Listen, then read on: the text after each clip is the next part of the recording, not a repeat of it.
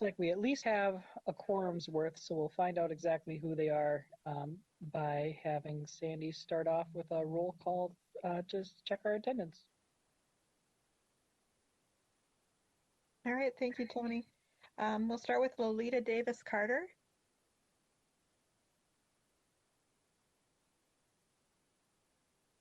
I think you're muted. I see your name.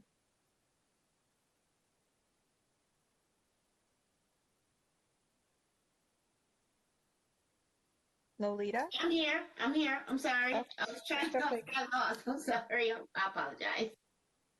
All right, Cecily Harris. Present. Todd Kemry.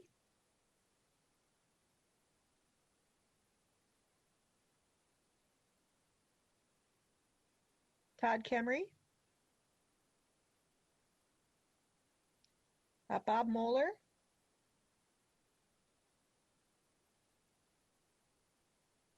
Jeremy Peichel. Jeremy Peichels in attendance.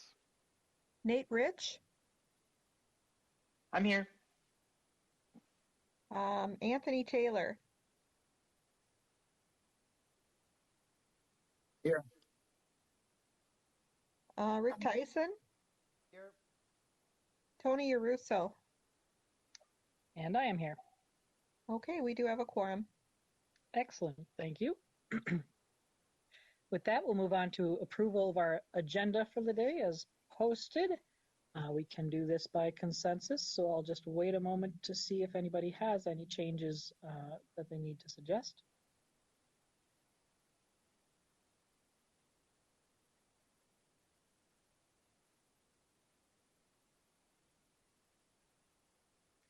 Okay, hearing none, our agenda is approved. We'll move on to approval of minutes from our November 5th, 2020 meeting. For this, we do need a motion, second, and then we'll proceed to voting on that. So if we can have a motion and second by people who are present at that meeting. So moved. So motion by Jeremy. Do we have a second? I'll second. This is Cecily. A second by Cecily. Thank you. Is there any discussion or corrections on those minutes?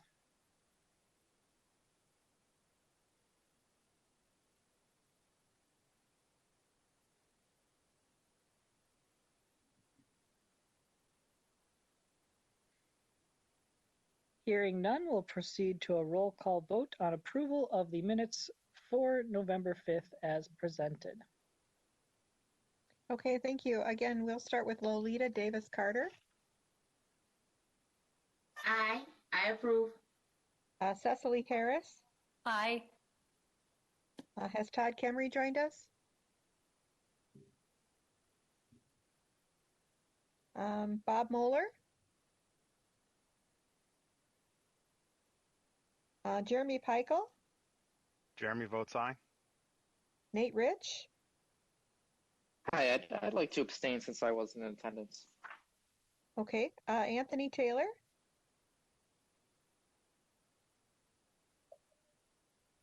Yes. I think that was an I. I could barely hear him. Rick Tyson. Aye. Tony Russo. Aye. Okay, the motion carries. Okay, thank you. So our minutes are approved. That brings us to the public invitation portion of our meeting. I did have one sent in to me this week. Let me pull that up. Find my window. This was sent by Holly Jenkins on behalf of Wilderness in the City, a nonprofit organization locally. This is related to our information item at the end of the meeting about Parks and Trails Legacy Fund items. We don't have a business item on it today. They write, "It is concerning that the public is not allowed to actively participate in MPOSC meetings, and today in particular, which includes a controversial agenda item about spending of monies from the Legacy Amendment. Today, you will hear one perspective of projects being proposed for Parks and Trails legacy spending. However, you will not be asked for your recommendation because instead the final project list will be worked out between staff and the agency. The project list is vague and without adequate detail. Similar to previous years, there remains a concerning lack of transparency with regard to how the Metropolitan Regional Park System uses its portion of legacy dollars. And as more people learn how these dollars are actually being spent, there is growing opposition to the manner in which this portion of legacy dollars is being used.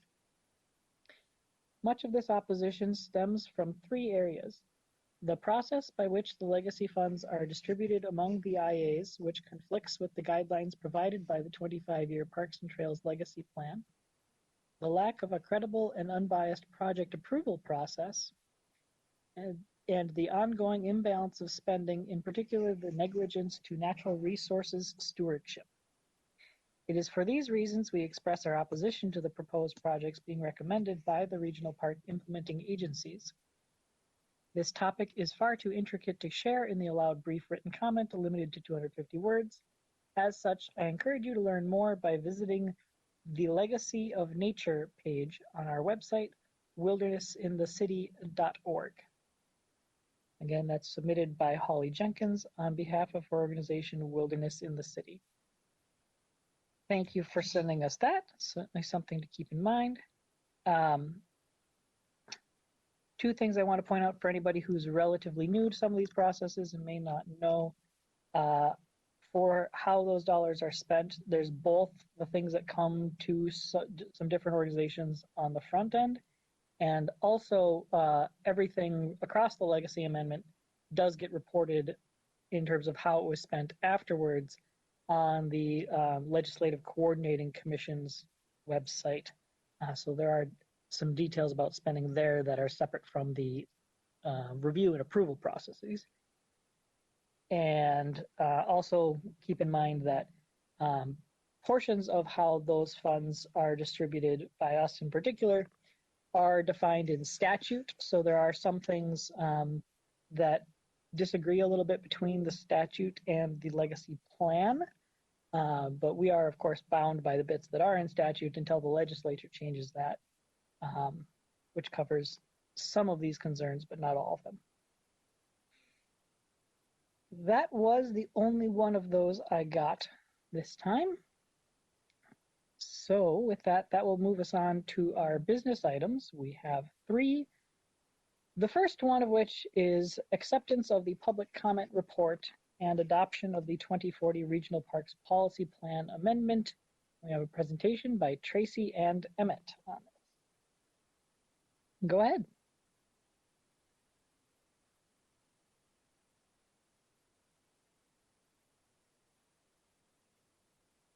Good. I'll wait till the PowerPoint comes up, but good afternoon, commissioners. Thank you for being here today, and thank you for your flexibility while we deal with some of the challenges of having your, I guess, computer central.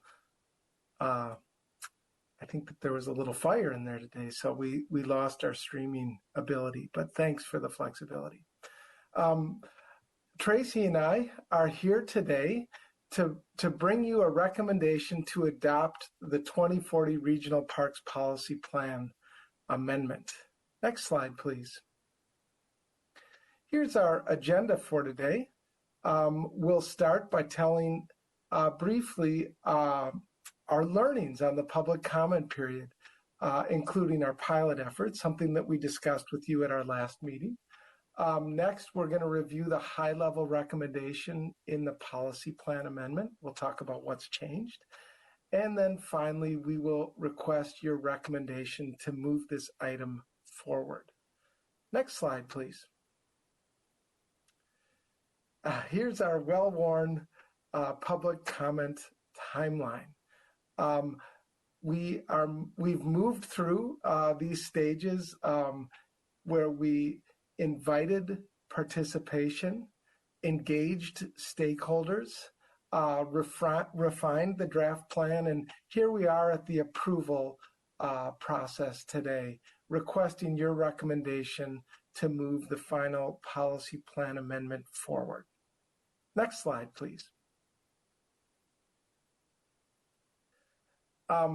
So as I said earlier, we wanted to just touch on this because it was such a central part of this effort, but the public comment process and the lessons learned.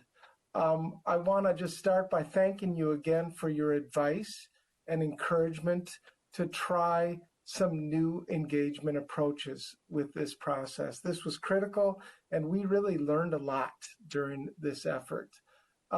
As we stated last time, we had three sort of high-level learnings, and I know that a lot of you folks knew these going in.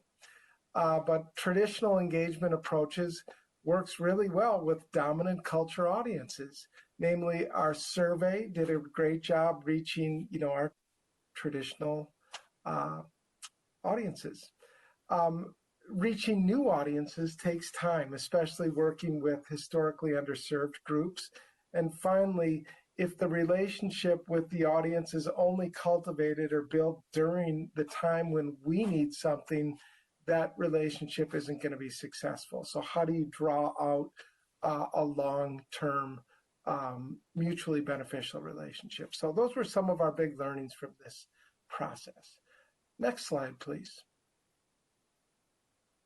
And here we are at the policy plan amendment, the significant changes. I'm going to walk through the 26 system additions or expansions, and then Tracy will cover a few other policy plan changes. As you can see with this slide, there's 26 system additions. There were 4 boundary adjustments. There were 5 search areas, and there are 17 regional trail search corridors. Next slide, please. As you probably remember from the public comment review, we did receive tremendous support for these additions, along with some concerns regarding their cost and our ability to maintain the existing system. So I'm going to start with the boundary adjustments. Here are the 4 boundary adjustments. With each of these areas, I'm going to highlight just one of the system additions with each agency. So with Ramsey County, there was just one boundary adjustment, Battle Creek Regional Park boundary adjustment. But I wanted to just call out the Fish Creek unit, which was actually added to the southern portion of Battle Creek. It's a City of Maplewood current property, and it is a stunning, high-quality natural area that will really add to this park experience, as well as strengthen our commitment to that Mississippi Flyway. Just a great addition. Three River Park District had 2 boundary adjustments. The one I wanted to feature today was the Gale Woods Farm Special Recreation Feature boundary adjustment. When Three Rivers talks about this, they say, if you look at a map of Gale Woods Farm, it looks like there's a big tooth missing. Well, here's the tooth. The system addition they're doing here, it's a very logical one, and they're going to come in the ensuing months with an acquisition request for this one. So really excited about that one. And then Washington County, this is Pine Point Regional Park boundary adjustment. We just saw the master plan for this, and there was a big portion of that master plan that the boundary adjustment is contingent on our passage of this policy plan amendment. And right after this business item, we're going to see Jessica with a park acquisition opportunity request with an acquisition that's contingent on the passage of this plan, as I said. Next slide, please. And here are the 5 new search areas. Anoka County has 2 proposed. Both are existing facilities in their system. They're county level facilities. I'm really excited about this Rum River complex for the same reasons that Jeremy is. I'm looking forward to digging into the question around whether or not we should create a water trail park classification. And this is something that we'll be discussing with you in the coming year. Three Rivers Park District had 3 of these search areas. And the one I wanted to feature today was that last bullet point, the first ring special recreation feature, which is a bridging facility. And this idea was created way back in 2014, and we are seeing our first bridging facility proposal. So I'm really, again, excited about that one. Next slide, please.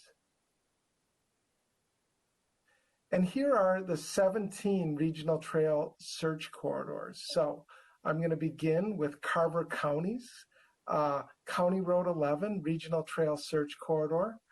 This is a really great north-south regional trail proposal that will connect western portions of Chaska and Carver with the Minnesota River Valley and the U.S. Fish and Wildlife Service and DNR management lands. So it's a great nature-based destination. I think it's going to be a great trail. The second one on this slide is the Minneapolis Park and Recreation Board's Midtown Greenway. While all of you know the Midtown Greenway exists, this is bringing it officially into the regional park system under the management of the Park Board. And as you know, this is the super highway of regional trails. This is, it connects multiple regional parks and trails and really provides great east-west connection. Next slide, please. St. Paul has 3 regional trail search corridors. I wanted to call out, just because I was on the topic of the Midtown Greenway, is the Midtown Greenway extension, which actually there's a CP rail bridge that crosses the Mississippi River. Will that ever be a trail? I don't know, but it certainly would be exciting if we could secure it. But this would continue the Midtown Greenway across the Mississippi River and into the city of St. Paul's system. And then 2 other rail trail proposals in St. Paul, which again are all destination quality exciting.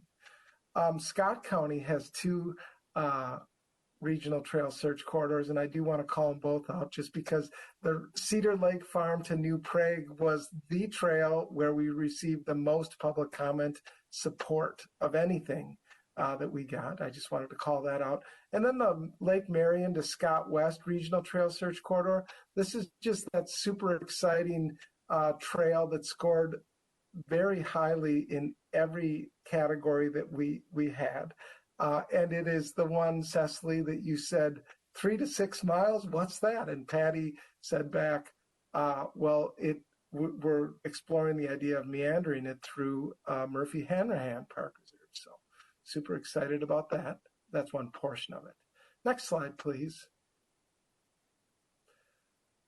And here is Three Rivers Park District. They have 6 regional trail search corridors proposed. And the one I wanted to call out was Weaver Lake Regional Trail Search Corridor. This is a really exciting east-west trail proposal that will span the northern part of Hennepin County, going from Brooklyn Park and the Mississippi River Regional Trail all the way to the other side of the county and Lake Rebecca Park Reserve and the Crow River Regional Trail. So it's going to be great. Next slide, please. This is my last slide, so thank you for your patience. Finally, here are Washington County's 4 regional trail search corridors. And the one I wanted to just call out because it was mentioned in that St. Paul one was the Lake Elmo Park Reserve to Phelan Keller Regional Park. It's an exciting Washington County partnership and Ramsey County. And I think it's potentially going to be along a rail line. I know there's a lot of details to work out, but again, I think just a superb slate of system additions. And with that, I would like to turn it over to Tracy to bring us home and talk about the other policy refinements. Thank you. Thanks, Emmett. Next slide, please. Can you hear me? Chair, Yes. Commissioners. Yes, we can. Excellent. Awesome. Chair, Commissioners, Councilmember, good afternoon. How are you?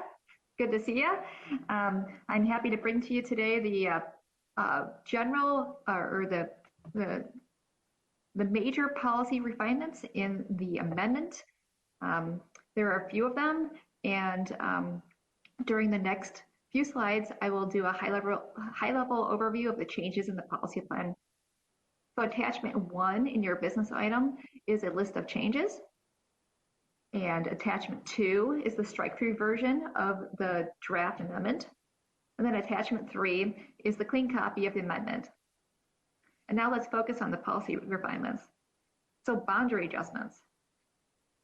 New policy was added that describes minor boundary adjustment criteria and the process to have one. On occasion, parcels of land become available to include in a new park or trail master plan. Minor boundary adjustments may be considered with a concurrent master plan or acquisition master plan amendment. Significant boundary adjustments will still be considered through the systems additions process, similar to the ones that we went through. Bridging facilities. Staff worked with the agencies on adding more description and criteria to the bridging facilities during the systems additions process. Bridging facilities are a type of special recreation feature that are intended to attract and introduce new outdoor recreation users to the regional park and trails. They are designed to prototype new ideas that advance equitable usage, focusing on underserved groups in the regional park system. We are excited to have that new bridging facility search area in the regional park system, as Emmett mentioned, and we look forward to more in the coming years. Next slide, please. Now on to park and trail master plan requirements. There are some policy refinements for park and trail master plan boundaries. Master plan boundaries for regional parks and trails must include both an administrative and a management boundary. And these would also include known and potential inholdings. Including both of the boundaries is important to accurately understand the size of the regional park or trail and the overall regional park system, as well as calculating funding and protecting the land through the comprehensive plan process. Next on to the equity analysis requirement.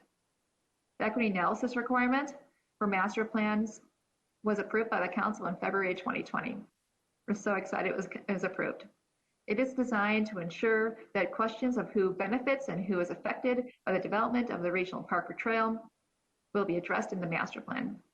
The requirement centers equity in the master planning process. Next slide, please. And now onto the cost estimate to complete the system and the Chapter 9 work plan items. So for the estimated cost to complete the system, state law requires that the policy plan to estimate the cost of recommended acquisitions and development of the park system. This estimate was comprehensively updated in 2018 during the last major update of the policy plan. The estimated build out of the entire system is roughly $2.1 billion. This is also the same amount that it was in 2018. During the public comment period, we received new 2020 data that reflected acquisition land values that actually brought down the land prices. So previously, before the public comment period, it was 2.3 billion, and then it went down to 2.1 billion to reflect this 2020 data, which is nice. And then finally, on to the work plan for the Regional Parks Policy Plan. The work plan was updated to add new studies, and we're really excited to see how this evolves during the next 4 years as it leads up to the 2020, 2024, also the 2050 systems update. So we're excited about that. A few highlights include the cultural historical study and the water trail study that Emmett just mentioned. The cultural historical study will seek to describe historical inequities in the regional park system that result in barriers to use. Included in this study and new since the public comment period is the inclusion in the land acknowledgement study.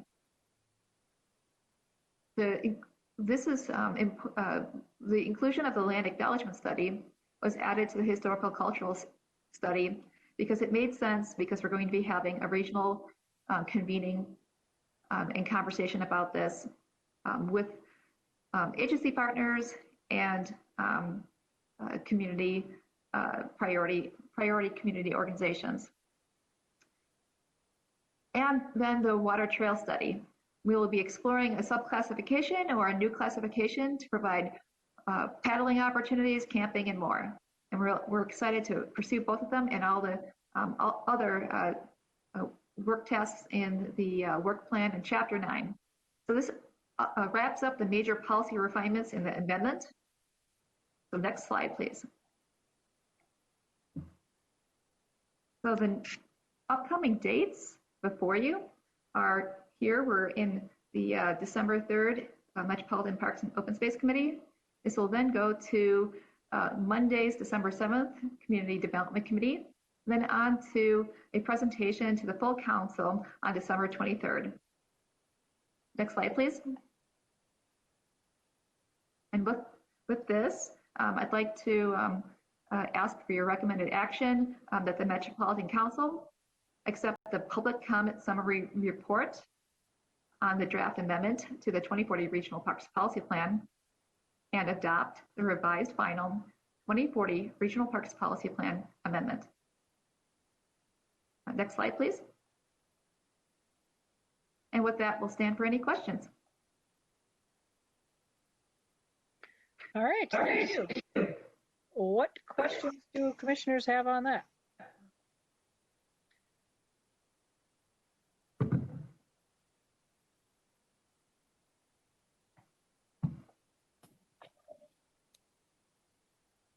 Hi, Tracy. This is Anthony.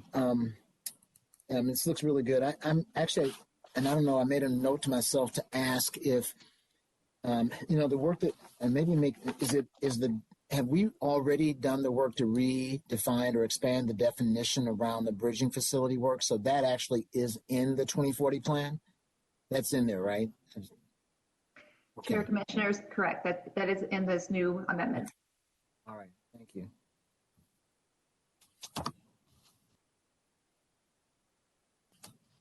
I think we may also have a note in there that we probably expect to have further refinements to that over time as we get some more experience with them. But there are updates in this draft compared to current language. Yeah, and I think, and you guys have done really good work on that, and I think that I think one of the things I'm feeling like too, and as I listen to us talk about it, and I think it'd be interesting. I don't know how the other commissioners feel, but the way that I think there's a way that we are talking about it, and I guess for myself, one of the things I've borrowed from our conversations in other work I'm doing is to begin to think about, or to specifically talk about things as progressive nature-based experiences. And I'm just saying that I think that one of the things that, and I'm using progressive to say, one, that there's an experience around an opportunity to have a progression around an experience, you know what I mean, where it is developmental for the participant, but also progressive in terms of how it is connected to other elements of the regional park system. And I think that, again, I think that, that's what I'm thinking in terms of our work. And I think when I'm listening to you talk and listening to Emmett talk, I hear that particular phrasing that we're beginning to use around nature-based, and progression, again, is really critical. But I worry that, we've kind of laid the hammer so strong on equity that they, you know what I mean, that it's almost like the definition becomes that it specifically is attracting underrepresented community. Like I'm just worried that that language is kind of, and not that it shouldn't be in there, but that is, again, I would, pose, as I say that out loud to everyone, I mean, does that resonate for you all? And again, even for Tracy and Emmett, that, you're in the center of the work. And is that a further description of what we mean and how it will serve us long-term in terms of actually creating those experiences where people engage the park and grow into the system? and that they then experience the regional park. Again, that's the ultimate goal, is where we invite someone, introduce someone, they have an experience, and then what they then do is become adventurers in our own system. You know what I mean? Like that, to me, is the ultimate win. So again, I say it out loud for the first time in these meetings, and so I don't know, how does that resonate with other commissioners, and then does that add context to what we're talking about as we work with the implementing agencies as well? Chair, Commissioner Taylor, that language really resonates with me, and I really liked the way you said it, the idea that we continue to refine the definition going forward as nature-based opportunities, and that it be sort of progressive nature-based opportunities. And I do like the two dimensions that you laid out.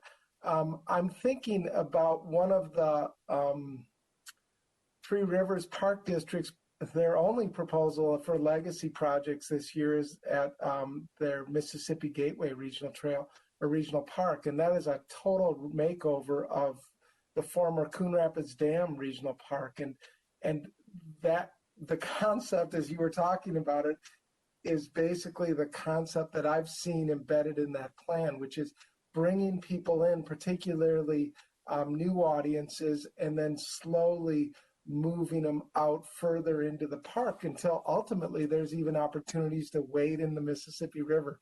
Not December, but so I like that language a lot. And then I also like the broader notion that we are trying to move people in to an entry level experience, but then move them out into our system, which is, across the region, north to south, east to west, we have an amazing system. So thanks. I like it. Tony, this is Bob Mueller. Yes, Bob. I really like, I'm sorry, Tony Russo, I would address Anthony Taylor. I really like the concept of nature-based. I think it adds another way of describing what we're doing. And I think the progression thing is really a nice way of talking about, we start by giving an awareness and a toe in the water, and hopefully that will lead them to discover and want to taste more of it. So on both counts, I like your input. Thanks, Bob. One of the other things I also am trying to also do is we have to also, I think that we've struggled on this idea of programming. And I think that one of the things that it also puts pressure on is the measurement of programming that is progressive. You know what I mean? The real estate itself is not progressive. It's the programming and the design. And those are the elements within the particular thing that really we can. And I think that's also something that I'm, again, aware of, is that we're not, the pressure on the programmatic element of it is that they go hand in hand. And so again, that's just another, I'm saying a test I am giving myself as I'm developing stuff, or doing programming or inviting community to participate in something new, is that measurement of, is their experience progression, right? Is it progressive in terms of how they engage?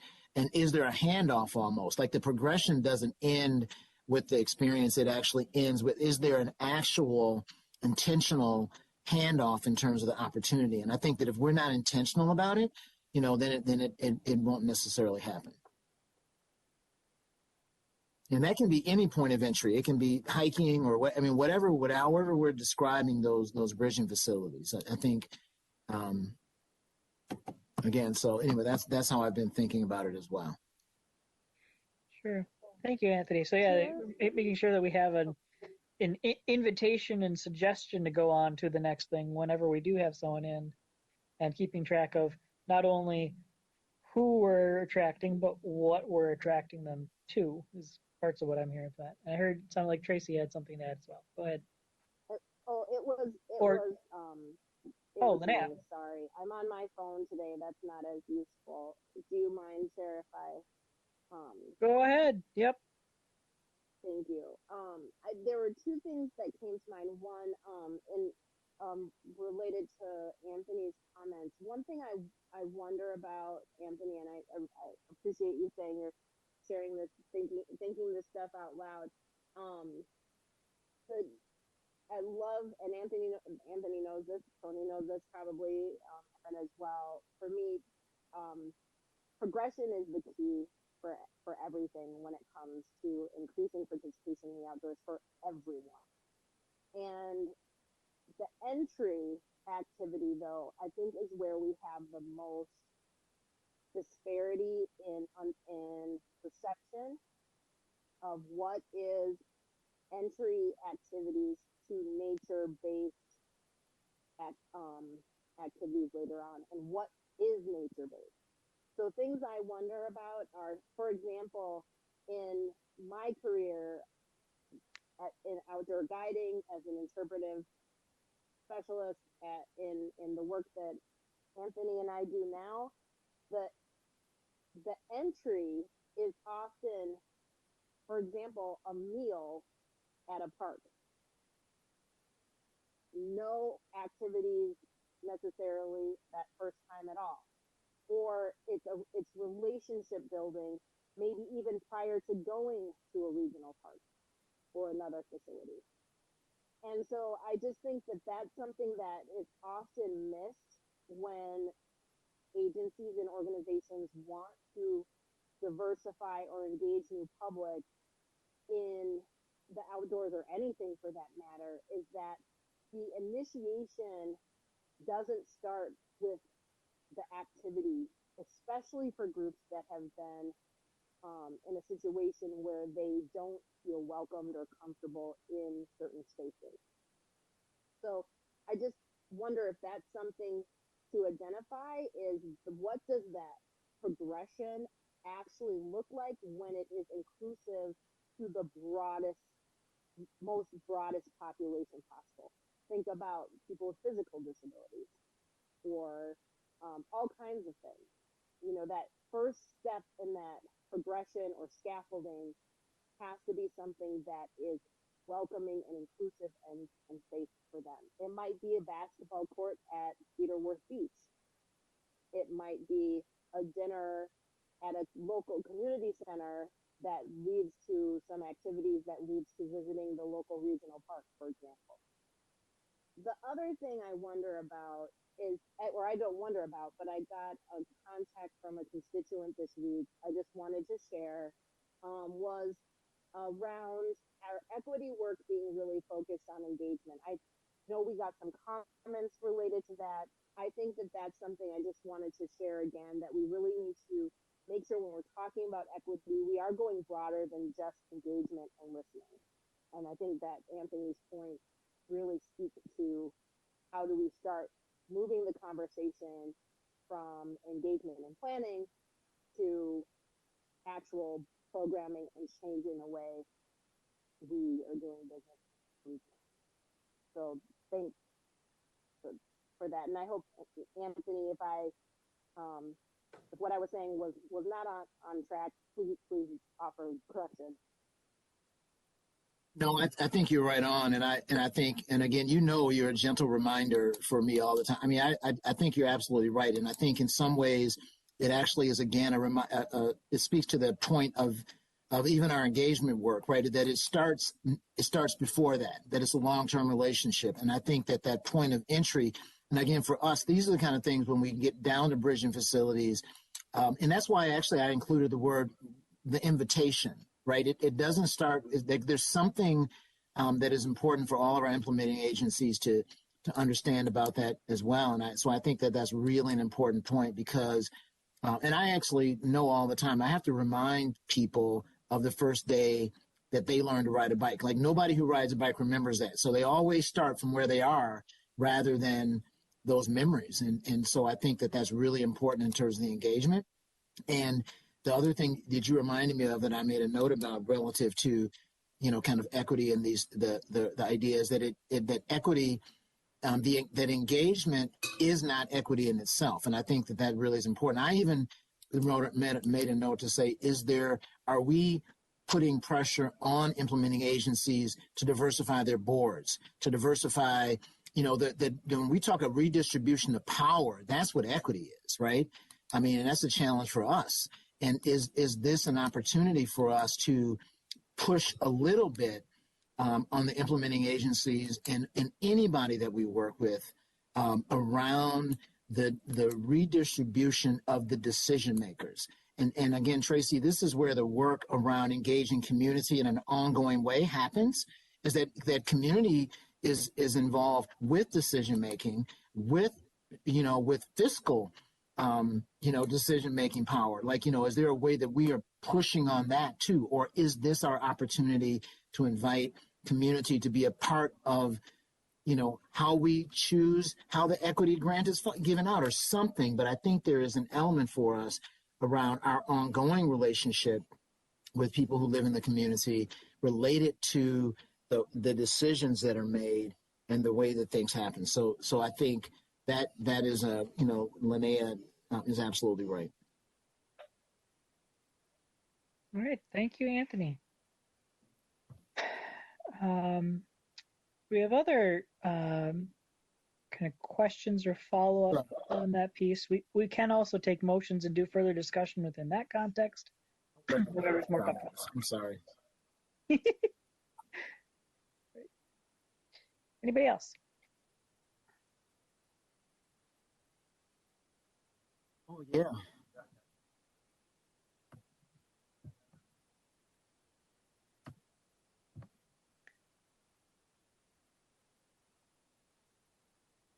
Okay. No, I figured as much. So, I mean. Anthony, I think we're hearing part of a phone conversation. Right. Anyone else? We do also, where there's several documents posted on this. If you refer to the very top one that's just labeled as 2020-326, you will see a proposed action if you want to use that to inform a motion potentially.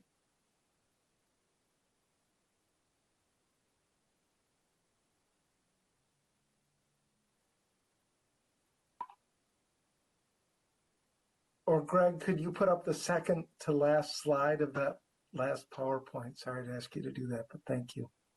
That would work too. Tony, I have a point of order to go along with this. I know we had discussed during our previous meetings more recently about the balance between something that's appropriate for the policy plan and something that's appropriate perhaps for the legislature to take up to revise some of the purposes for parks and open space to target a few of these pieces. And I wonder if there's language that we should be including to encourage the council to do whatever they do for that. I'm just ignorant, so I'm trying to request advice on that. Yeah, we have sometimes included some language along those lines a little bit in, I don't know exactly what section, but I think there is something that guides council staff on some things.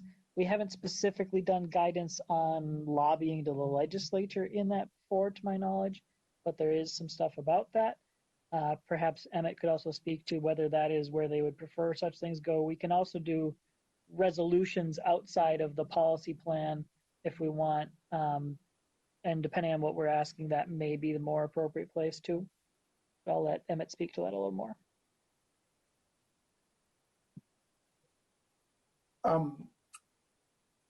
Mr. Chair and Commissioners, thank you, Jeremy, for that idea.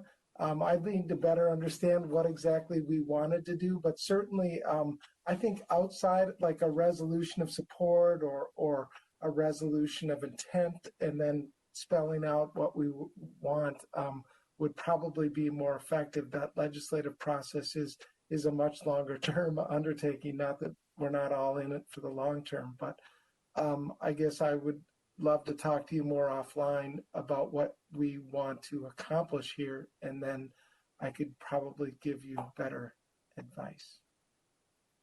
Okay, thanks. I was just speaking more to my previous discomfort with the difference on the difference of opinion we had about the spectrum of recreational development of open space, Right. and getting some legislative clarity on that language. But it sounds like this might not be the appropriate place for that, and we can connect on where that is appropriate. So I would offer the recommended action here as a motion. And Okay. this, Bob Mueller, I would second that. Okay.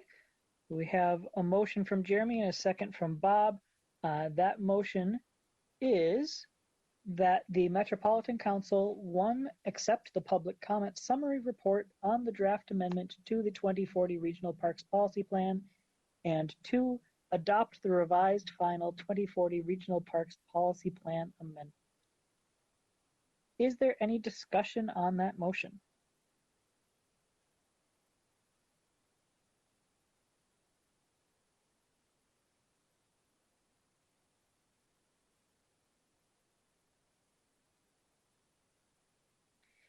Hearing no discussion, we will proceed to a vote on that motion as presented. Sandy Dingle will call the roll. Thank you, Tony. Lolita Davis Carter, Aye. Cecily Harris, Aye. Todd Kemmery, Aye. Bob Moeller, Aye. Jeremy Peichel, Jeremy votes aye. Nate Rich, Aye. Anthony Taylor,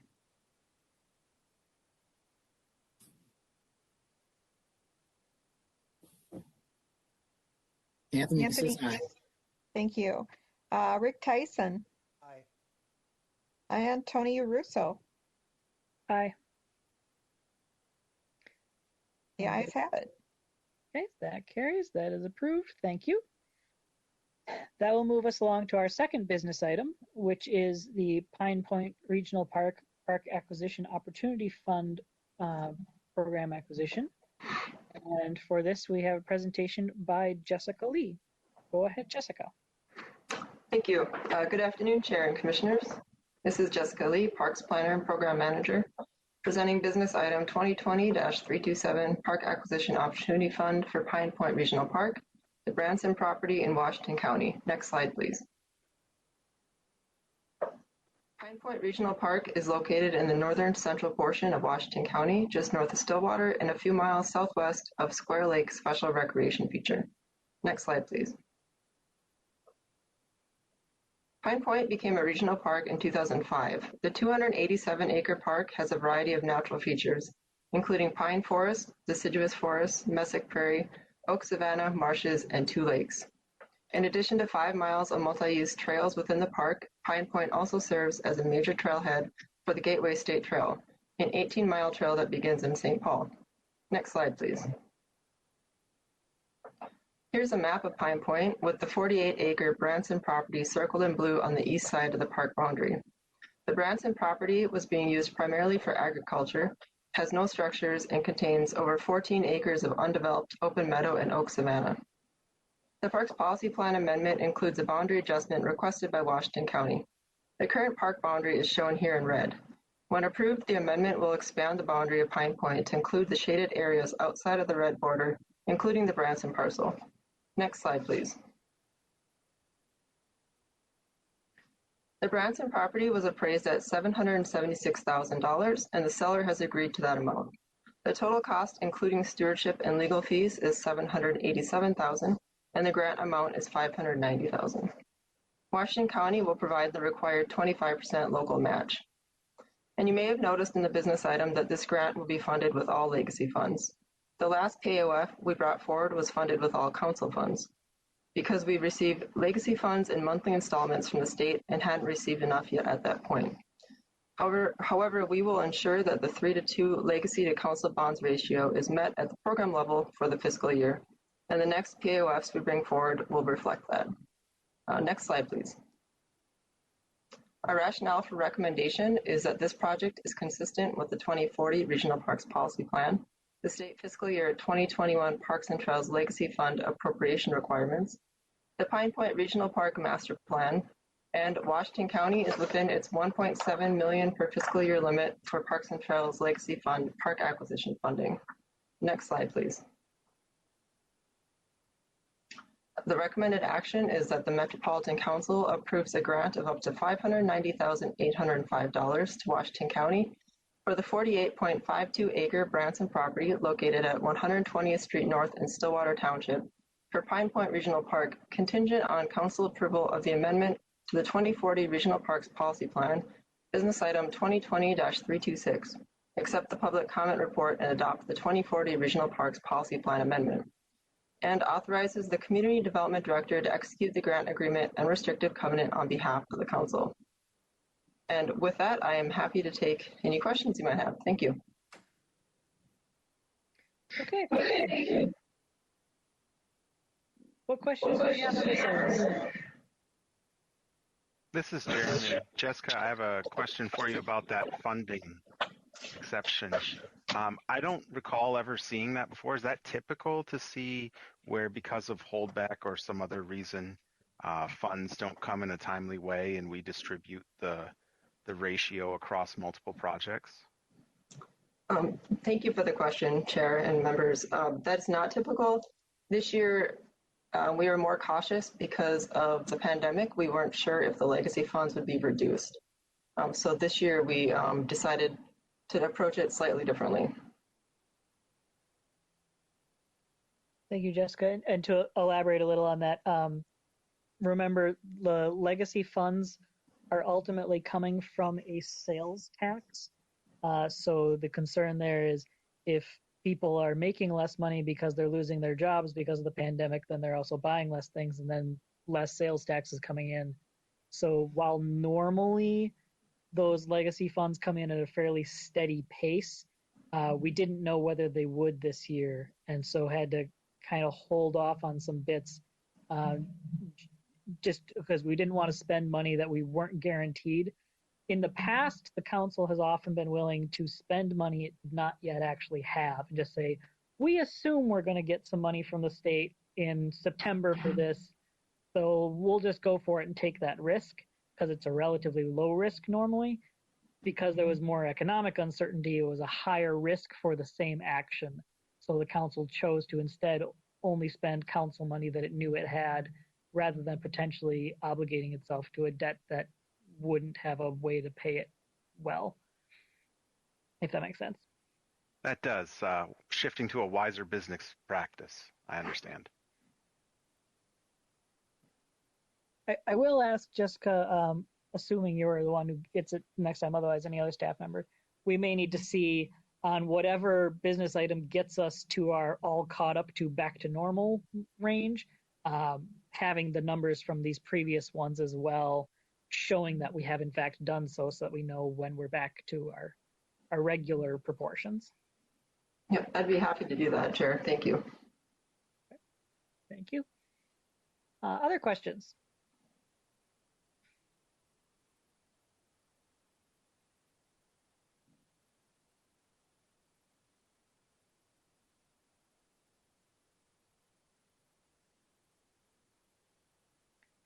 Or if anyone cares to move anything.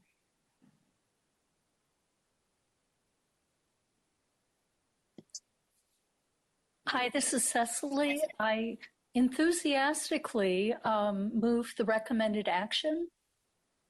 Okay, thank you, Cecily. We have a motion for the recommended action. Do we have a second for that? Second, Rick Tyson. We have a second from Rick. Thank you, Rick.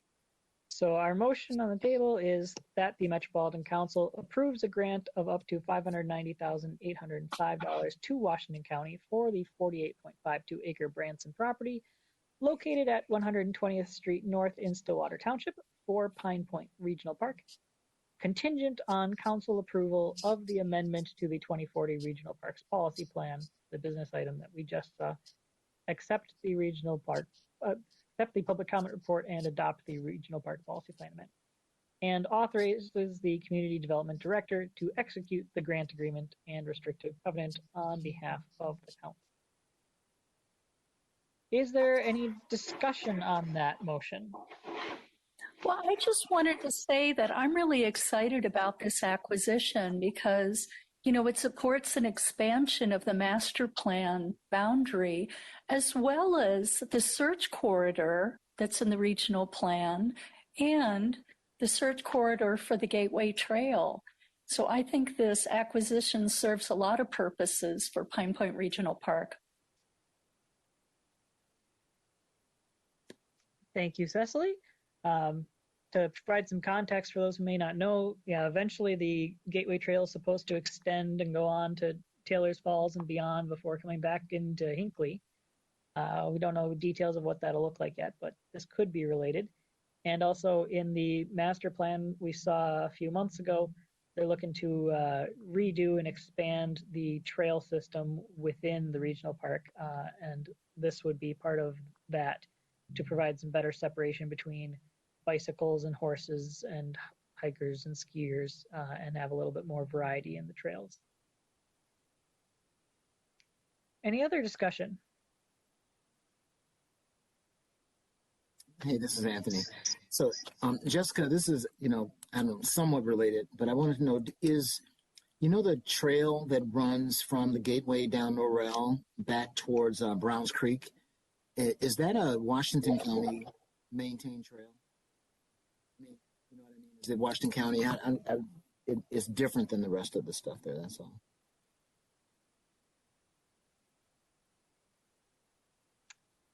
I don't know if Jessica had that prepared, but I can tell you that yes, that is a county trail along a county highway that has not been designated as regional. It's not, right? That's what I want to know. Okay. Is that, I mean, is that it's just, it's good like it is, or is that something you think they'll absorb? Anthony, see, look at Anthony, the trail savant, thank you. Is there a sense that they would do that? Because one of the things that's nice about that is how it makes a loop, for people as they're on that system. And the Browns Creek Trail system is so used by people. So I was wondering. Correct me if I'm wrong, but isn't that part of one of the proposed search corridors? It is at least near a search corridor. There is the Central Greenway where they have actual master plan up through a little ways north of Lake Elmo so far, and they have not yet done the master planning of this segment. So it's close enough to that fuzzy line that could end up being considered as one potential route for that corridor, but it's certainly not guaranteed. Yes, as the Washington County Central Greenway is the name you're looking for on that one.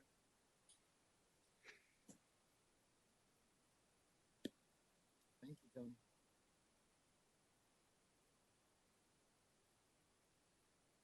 Any other discussion?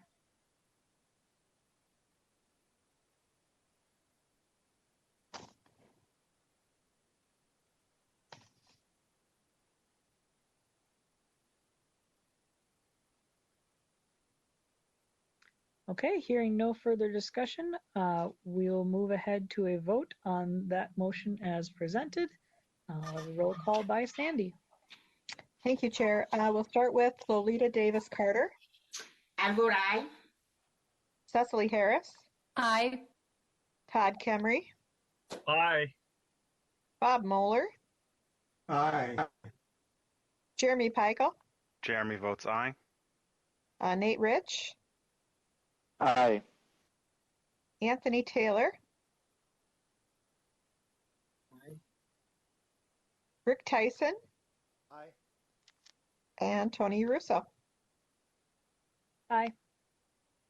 Okay, the ayes have it. Thank you. So that is approved.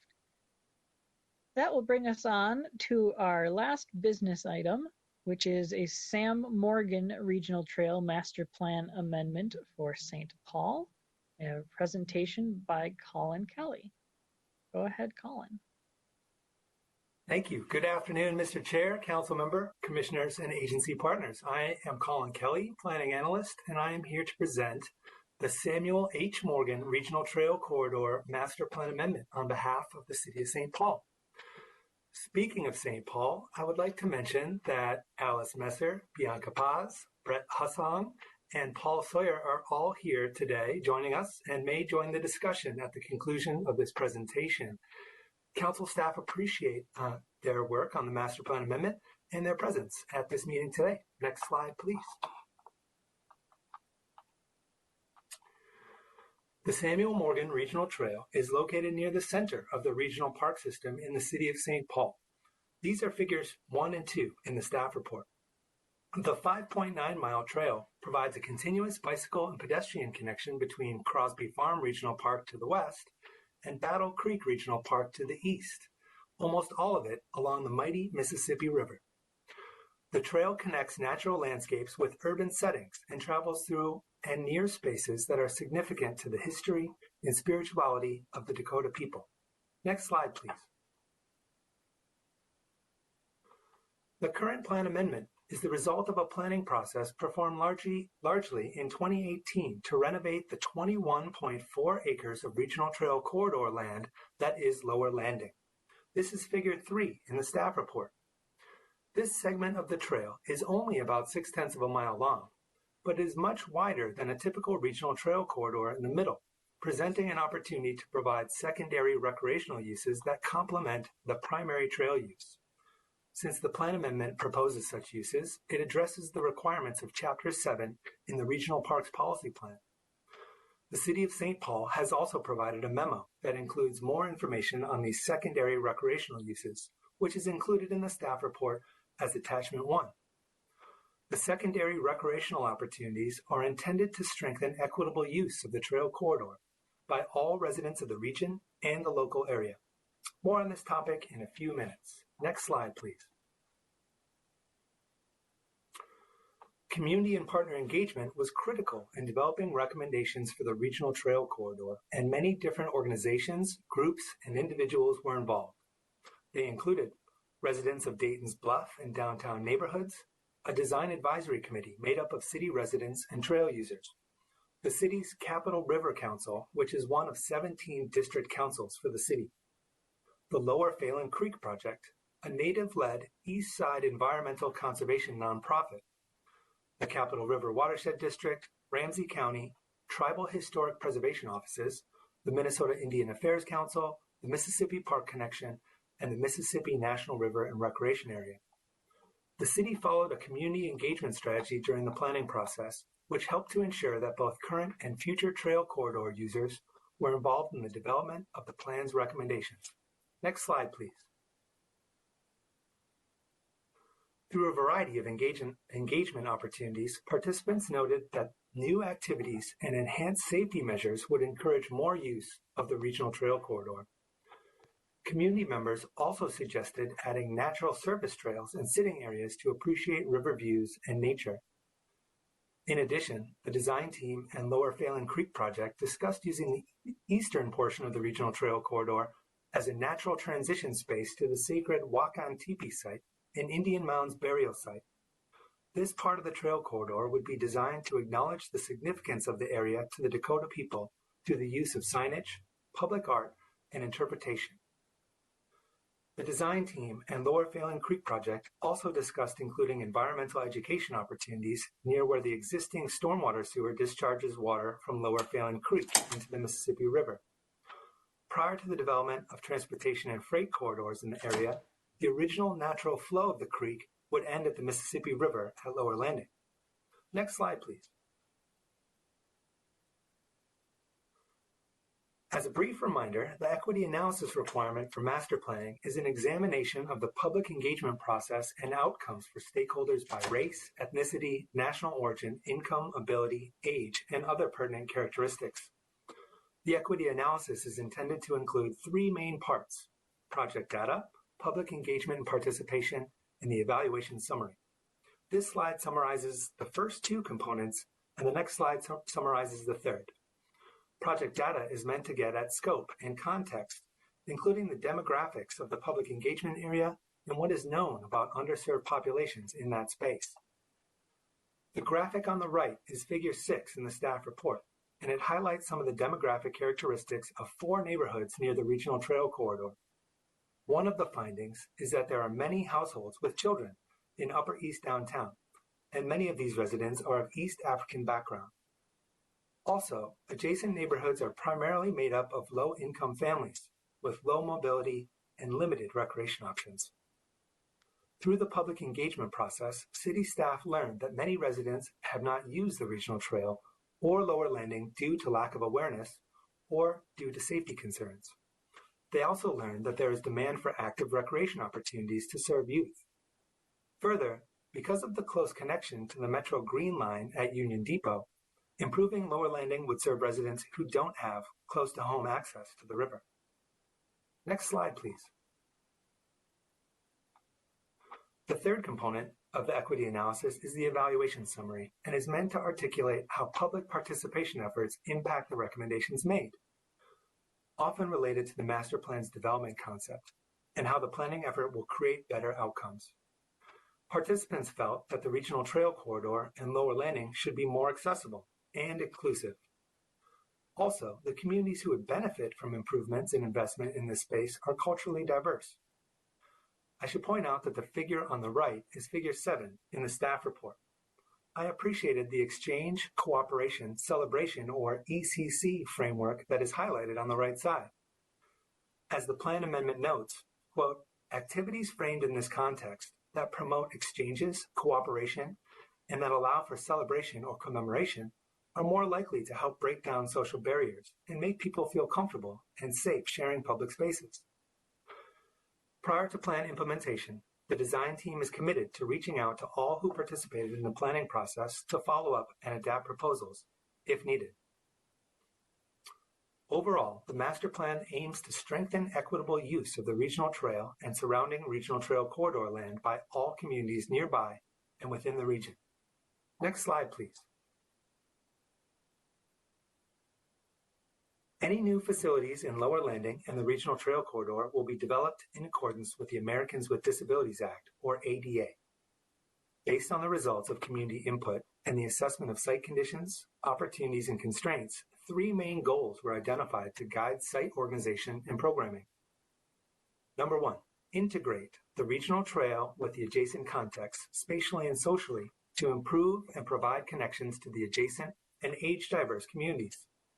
Number 2, activate the regional trail corridor through the addition of trail-oriented activities while respecting and keeping the existing tranquil natural settings along the river corridor. Number 3, reveal the inherent history of the area by taking advantage of the location of the trail alignment, and its connection to relevant historic sites and the river. The graphics on the right are figures 4 and 5 in the staff report. Next slide, please. 4 projects were identified as priorities to start activating Lower Landing to make it more welcoming and accessible. They include access and park entryway plaza improvement, parking lot expansion, the addition of a natural surface trail, and an off-leash dog area. These projects were all identified as either high or medium-high priorities in the master plan amendment. Other high priority projects include resurfacing the existing regional trail and replacing the lighting along the trail, which have both been in place since 1992. Other medium-high priority projects include improving and providing open multi-use lawns, providing additional drinking fountains along the trail, restoring wetlands, rehabilitating or replacing the riprap along the river's edge, and adding signage and interpretive artistic features to nodes along the trail. Next slide, please. As I mentioned earlier, the plan amendment proposes some non-traditional recreational activities, and I use quotations on this slide on non-traditional, as one of them is, in fact, quite traditional. But we'll get to that in a minute. Among other activities, the plan amendment proposes adding pickup game space for futsal and half basketball courts, a pump track or bike skills course, and the improvement of open multi-purpose lawns for community events, native lacrosse games, and other uses. Pickup game courts would fulfill the need for active recreational amenities recommended through community engagement activities. Futsal, a fast-moving version of soccer on a smaller pitch, and basketball are 2 of the most popular activities that agency staff see young people playing in parks without adequate facilities for those activities. These activities are inclusive social games for all genders, races, ages, and abilities. Rain gardens and bioswales would be added to collect stormwater from the courts. The plan amendment also recommends developing a pump track or bike skills course in the regional trail corridor, which could be integrated into the existing landscape with relative close access to the existing regional trail. To Commissioner Taylor's point earlier, this is an opportunity for progressive nature-based experience that begins or continues in the urban context and can progress in many directions. Of course, in this space, floodplain design requirements would also be taken into consideration. In addition, the plan amendment recommends open multi-purpose lawns for a variety of activities, including to support community events and an interpretive or educational area to learn about and play native lacrosse. Implementing a native lacrosse field was suggested by members of the Native American community who live in the Dayton's Bluff neighborhood. Using the space in this way would provide an opportunity to share the significance of the game and its cultural connection with the indigenous community. I should note, again, that because the plan amendment proposes new or non-traditional uses, it addresses the requirements of Chapter 7 in the Regional Parks Policy Plan.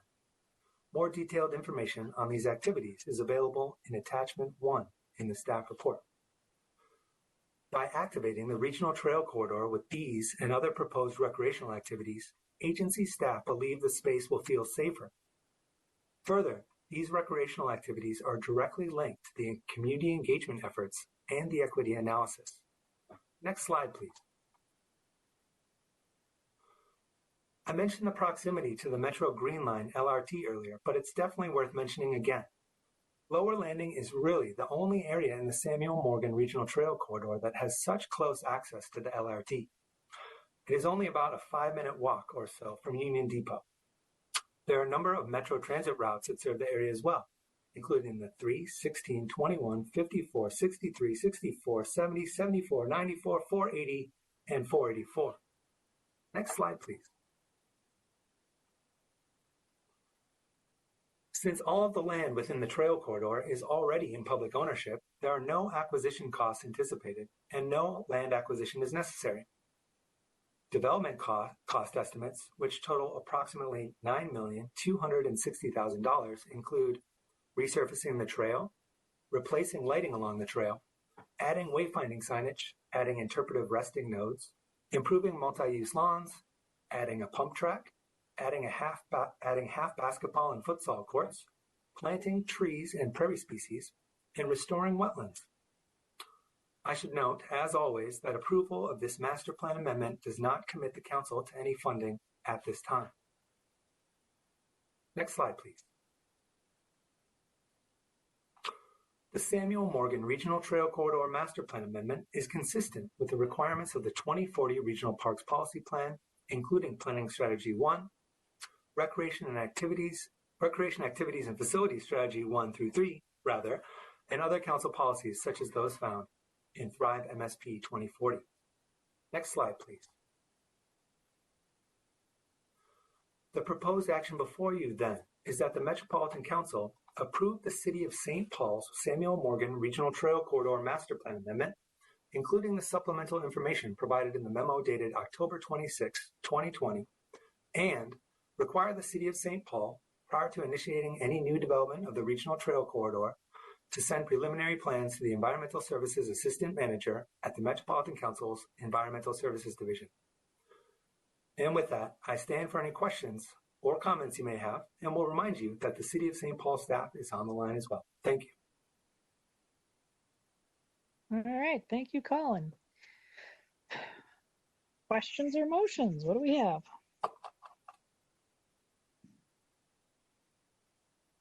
Tony, this is Linnea. Can I share one quick thing? You can try to speak up as much as you can, because I know some people are having trouble hearing you with the phone. Oh, really? You know what? I'm gonna change my. That is better. Is this better? Whatever you had just done. Okay, sorry about that.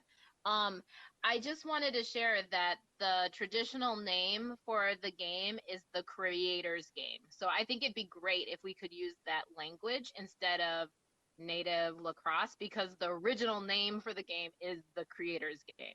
That was my little point to share. I think it's a great project. Okay, thank you, Linnea. You don't happen to know what that is actually in the native language, do you? That's what it translates to. But it's known as the creators game, but different native communities used their language to say the same thing. Does that make sense? Did what I just say make sense? Yeah, because the game was played across more than just one group, Exactly. and so more language. Got it. Okay, interesting. Yep. Mr. Chair and Colin, I think this is really exciting. This kind of feels like we've turned a corner and we're beginning to move from talking about inclusion of more of a variety of things to attract people to actual implementation. And I'm very excited about it and certainly support it. Okay, thank you, Bob. Well, I'm excited about this project too. And just wanted to share, my ancestors settled in Dayton's Bluff in the 1850s and built a brewery there. And there's a lot of family stories of my great-great-grandmother serving meals to the native peoples who lived in that area. But that said, I'm very excited about what's referenced here as these non-traditional sports. And I'm not familiar with the term creators game, but I can tell you in California, lacrosse is one of the fastest growing team sports. I live near a high school, and a lot of us love to go watch the girls play because it's a very fun game to watch. It's very fast moving, lots of running, and you don't need a lot of gear and supplies. So I'm kind of curious, do any of the local high schools in St. Paul have lacrosse teams or leagues? Because it'd be great to get that started if it isn't already there. I believe Roseville does. Roseville does? Okay, great. I'm also a real big fan of having native surface trails in this area as it's near the river. And again, historically, I'm sure there were a lot of sort of transportation corridors of the various native peoples that live there. So it's bringing, some history back to the area, or prehistory even. So anyhow, great. Okay, thank you, Cecily. Anyone else? Questions or motion? Actually, I would like to commend St. Paul. This the St. Paul team is just doing an amazing job in general, and this project reflects that. This is kind of there's so many great things planned for next year in terms of the way that they're connecting the trail system. They open, and if you haven't done it, anybody go ride 8 Mill. That is open this fall. They've opened up 4 great additions to the system related to kind of the biking and the transportation system there. So St. Paul's doing an amazing job, and I'm really proud of the work that they keep bringing forward. So I would like to bring a motion to accept the proposed action.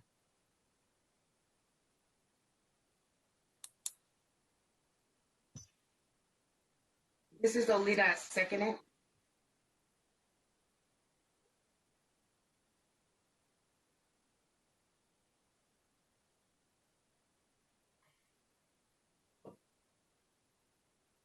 Tony, you're muted. All right. So yes, we have a motion and a second. That motion is that the Metropolitan Council, 1, approve the City of St. Paul's Samuel Morgan Regional Trail Corridor Master Plan Amendment, including the supplemental information provided in the submittal memorandum dated October 26, 2020, and 2, require the City of St. Paul, prior to initiating any new development of the Regional Trail Corridor, to send preliminary plans to the Environmental Services Assistant Manager at the Metropolitan Council's Environmental Services Division. What discussion do we have on that motion?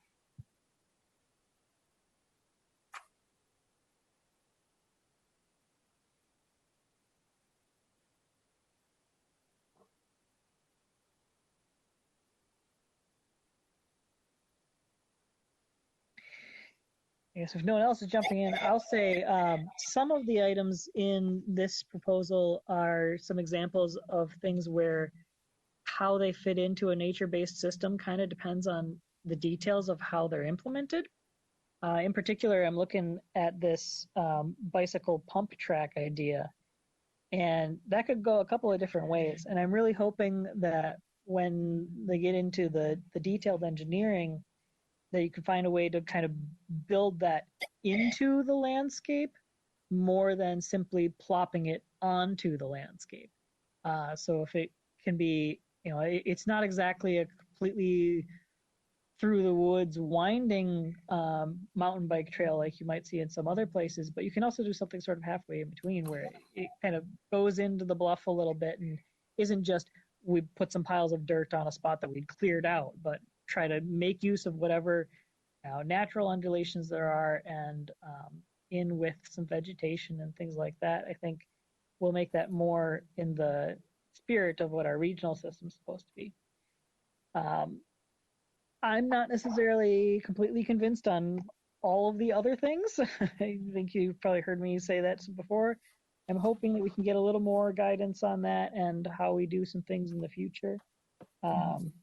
And some of this, it's a really fuzzy line between things where, like the creator's game was presumably without a whole lot of development traditionally anyway.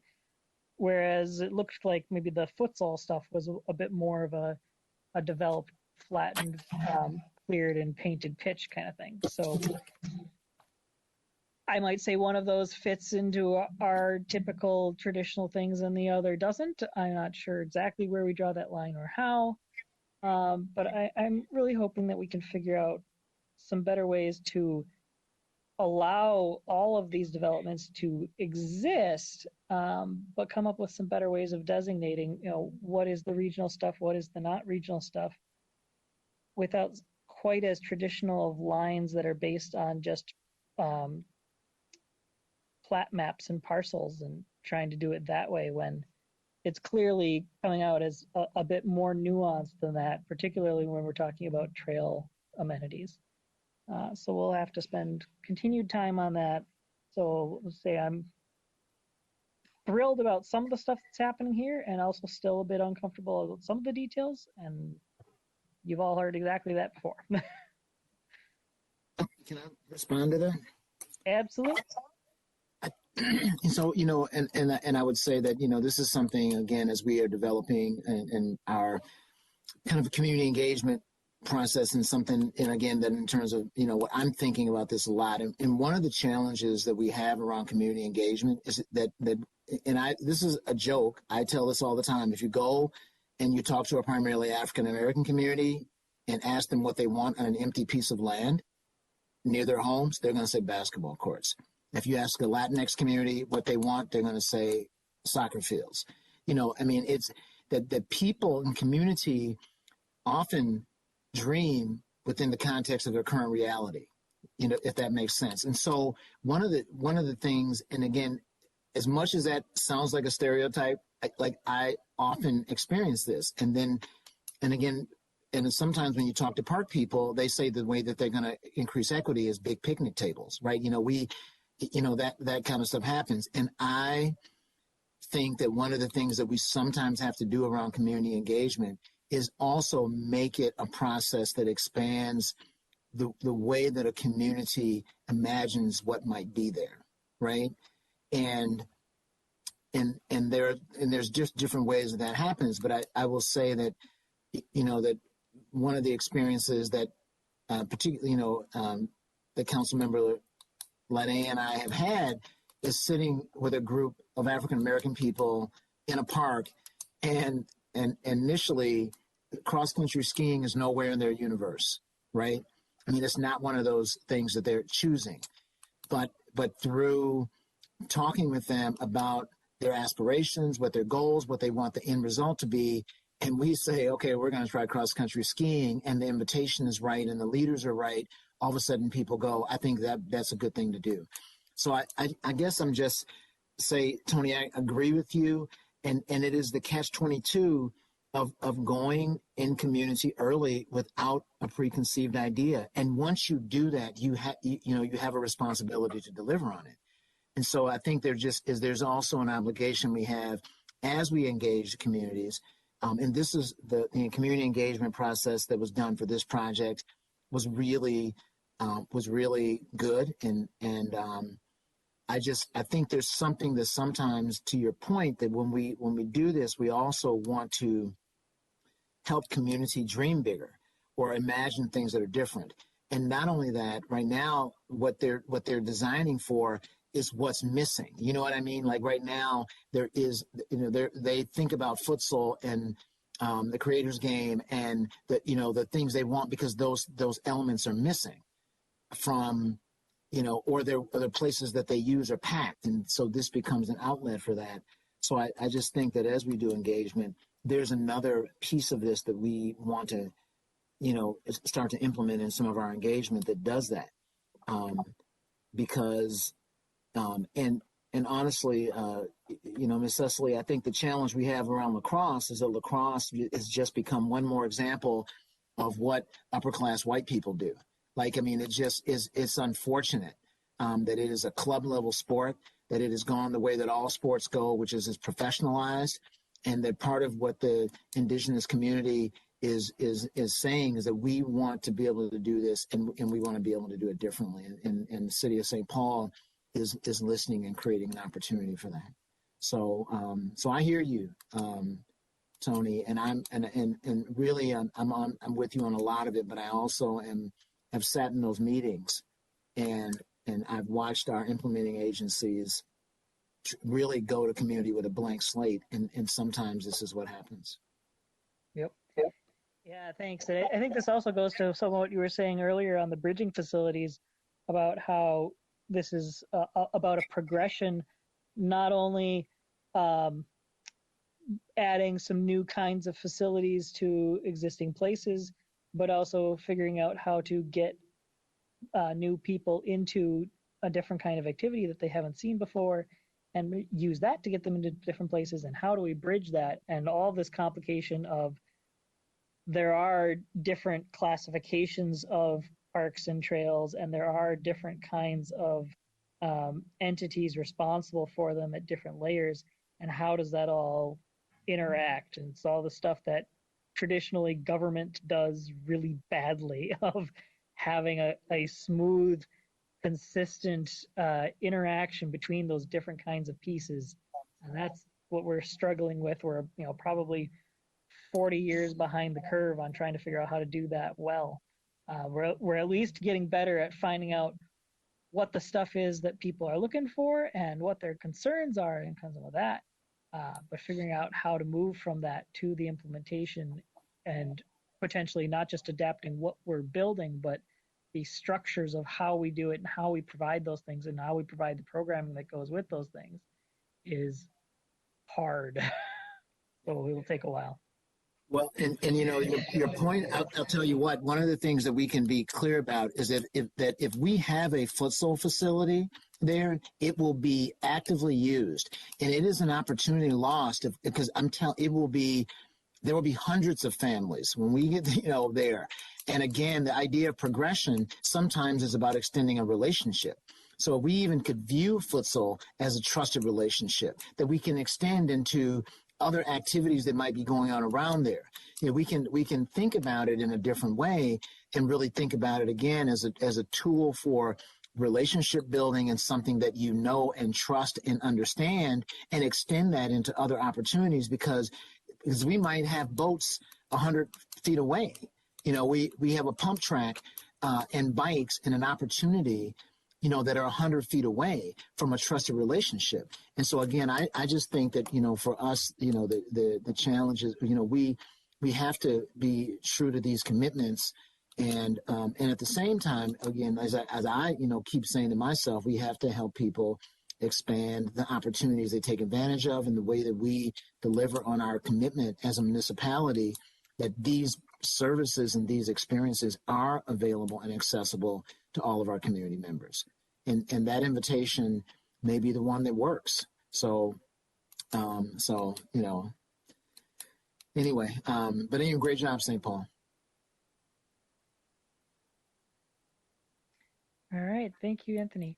Other discussion on this motion, if any?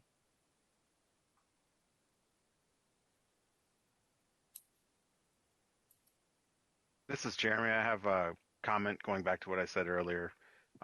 This is another example of that spectrum problem that perhaps should be decided at a higher level to provide more clarity on what open space and trail work should look like, and then ensuring that planning occurs at larger than park unit level to assess the spectrum of needs in the appropriate place.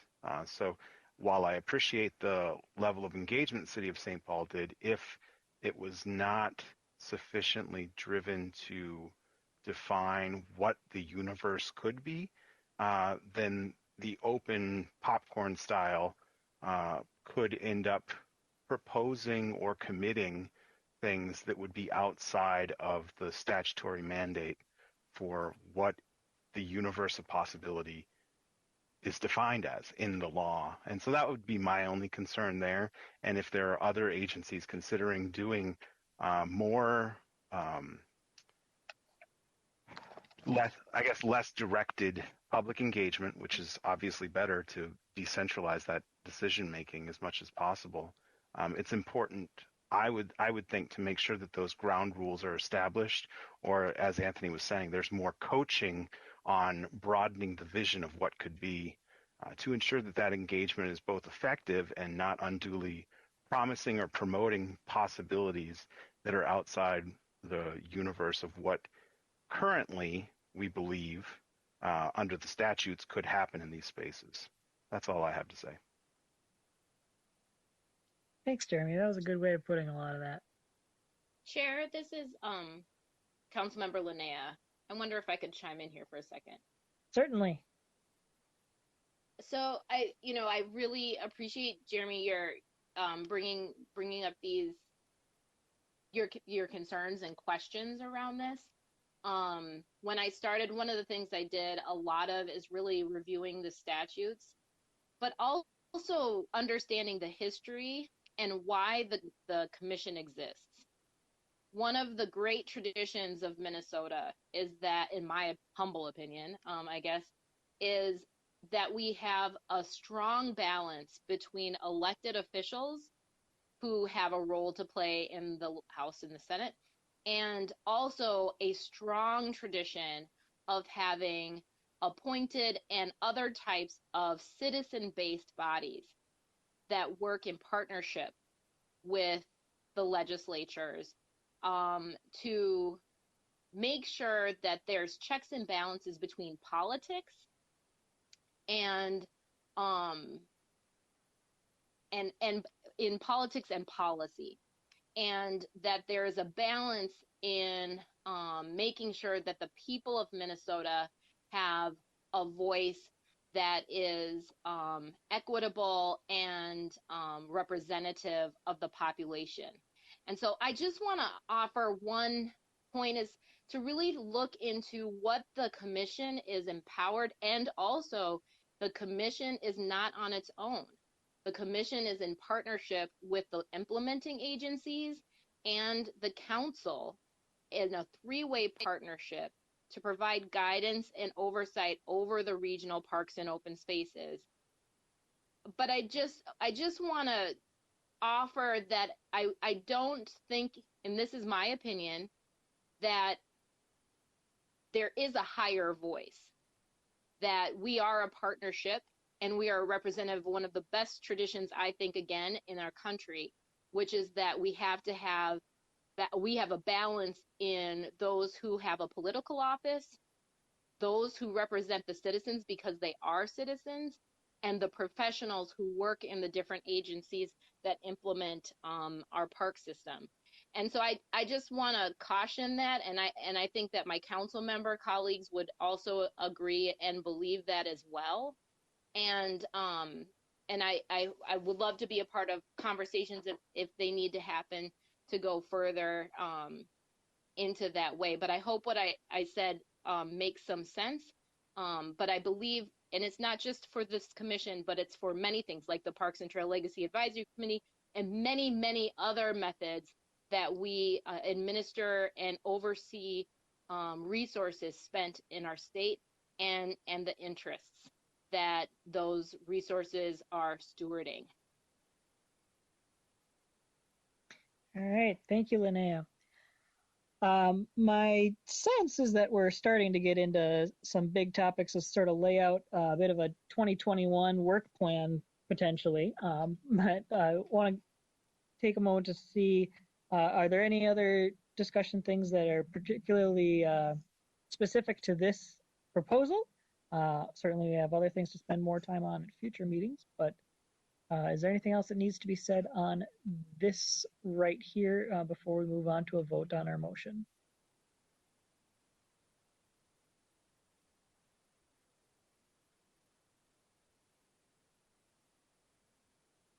Okay, hearing none, I'll ask Sandy to proceed with a roll call for the vote on this. Thank you, Chair. We'll start with Lolita Davis Carter. Aye. Cecily Harris. Aye. Todd Kemry. Aye. Bob Moeller. Aye. Jeremy Peichel. Jeremy votes aye. Nathan Rich.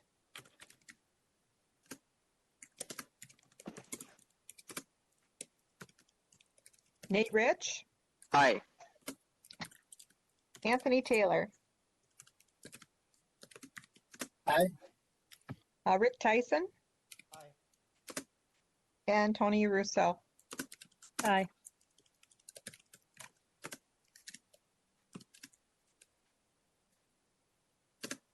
Motion carries. Okay, thank you, Sandy. That passes, and that brings us on to our two information items. Our first one is about the 2021 Competitive Equity Grant Program priorities.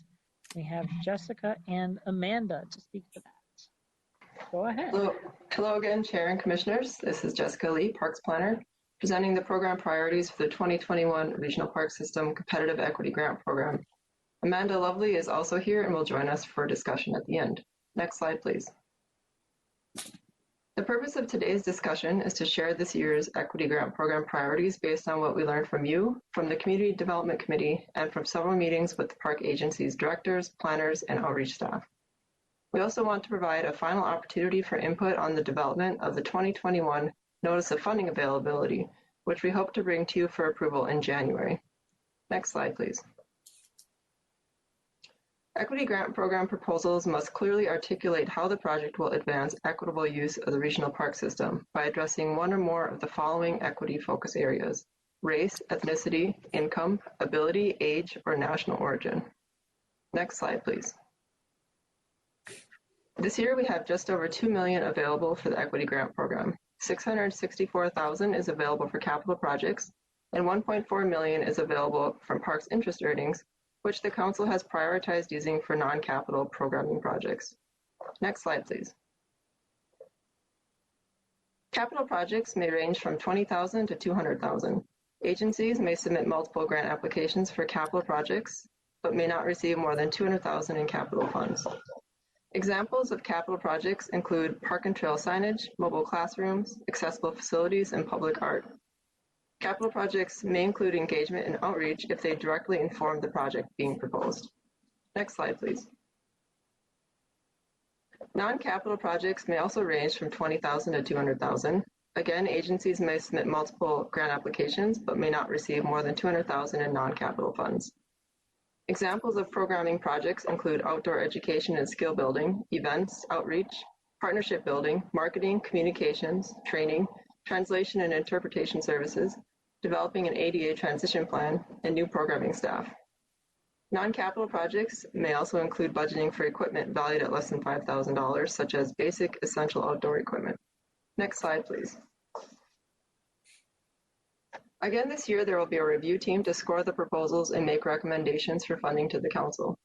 The review team will be comprised of up to 4 Metropolitan Parks and Open Space Commission members, up to 3 Community Development Committee members, up to 2 Equity Advisory Committee members, and up to 3 implementing agency representatives.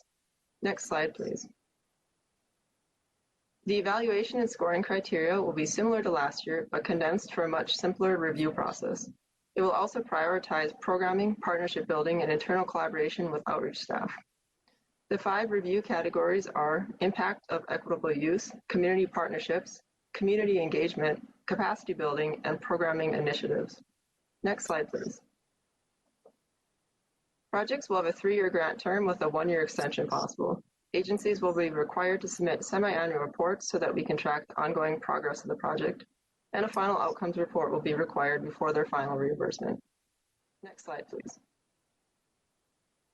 So after we receive final input from you and from the Community Development Committee, who we are presenting to next Monday, we will finalize the 2021 Notice of Funding Availability and bring it through the Council in January. Once that is approved, we will open the application system and accept proposals for approximately 6 weeks. After that, the staff will take a few weeks to review applications for eligibility and completeness, and then the review committee will meet to provide funding recommendations. We're hoping to bring those recommendations to the Council for approval by June. Next slide, please. So that brings us to the discussion portion of this presentation. Do these priorities reflect your priorities? Are there any areas that are unclear? And are you comfortable moving forward with the next steps? Amanda and I are happy to take questions or hear your thoughts. And also, we want to thank you for all your previous input to get us to this point. Okay, thank you. I have a couple of quick questions to start off. One was when you said that the dollar figures that are available, I know last time we did this, we had sort of some fudgy numbers of you do this much, but it would then go into the availability for the next cycle. Is there any of that this time, or is that number of this cycle only no impact on a future one?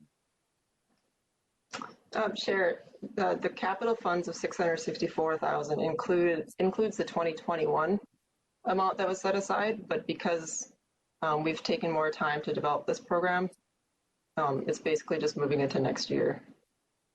So it'll be 2020 and 2021 funding. So it is 2 years, but the intention was to move this program to every 2 years anyway, so it's one cycle of the program. Correct. Okay. And you mentioned in the review committee potentially having implementing agency representatives on those.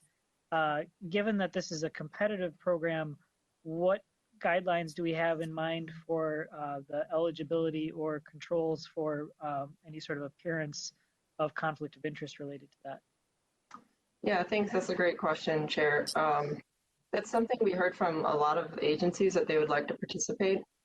And in my previous experience, I've had applicants also serve on review committees, and it's worked out quite well. They obviously will recuse themselves from reviewing any of their own projects. They won't score their own projects, and they won't participate in the discussion on those projects. And hopefully, the goal is by serving on the review committee, it'll make their applications better. It'll make the review committee better. Like, everyone should benefit from it in the end. Okay, and I know you said several of the implementing agencies wanted that. Were there any implementing agencies that were potentially concerned about that? I haven't heard any concerns, no. Okay, thank you. Those were my initial ones. What other commissioners have questions? Hi. Or comments on? Yes, Cecily. Yeah, comment and some suggestions. It seems to be a very large review team. I can understand having different voices from different, bodies, but that's a really large group to work with. And I know I'm currently a reviewer for a state board and for a community foundation, and I don't think we have more than 6 or 8 people in either committee. So something to think about. But also, just a suggestion, as this grant program continues, to have some forms of evaluation, such as proposed number of people to be served, how you'll promote this program or project to the desired demographic or all demographics. Thinking about how they'll evaluate the program and perhaps what sort of match funding they'll be providing as another scoring method. I think the program's great, and you've added some very useful detail compared to last year's program. Thank you. Thank you for that comment. If I could just respond. Yeah. We do have, I think it's in-kind contributions or match or the various types of ways the agency is providing support to the project. We don't want to limit it to just dollar match cash because of equity reasons, but they will score higher if there's some sort of agency contribution, whether it's in-kind match. Another thing, with the review committee, we strategically set up to so many members to allow for some flexibility. Last year we had a very clear, this is who we're going to have, and we ended up in the end with less people than that. So we worded it so that there's a little bit of flexibility. We don't anticipate to have a full committee of, what is that, 12? It'll probably be less than that. But thank you for pointing that out. That's a really good observation. This is Bob. In reviewing the program, I couldn't tell, but I didn't see any opportunity for Met Council themselves to apply for any funding or a grant from this program for things like general advertising or awareness building across the communities, rather than just related to one specific implementing agency. Are we allowing the Met Council to apply for grants as well?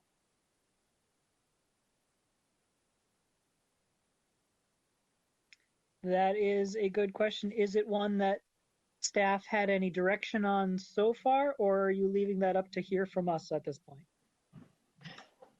Chair, we haven't received any direct guidance on that yet.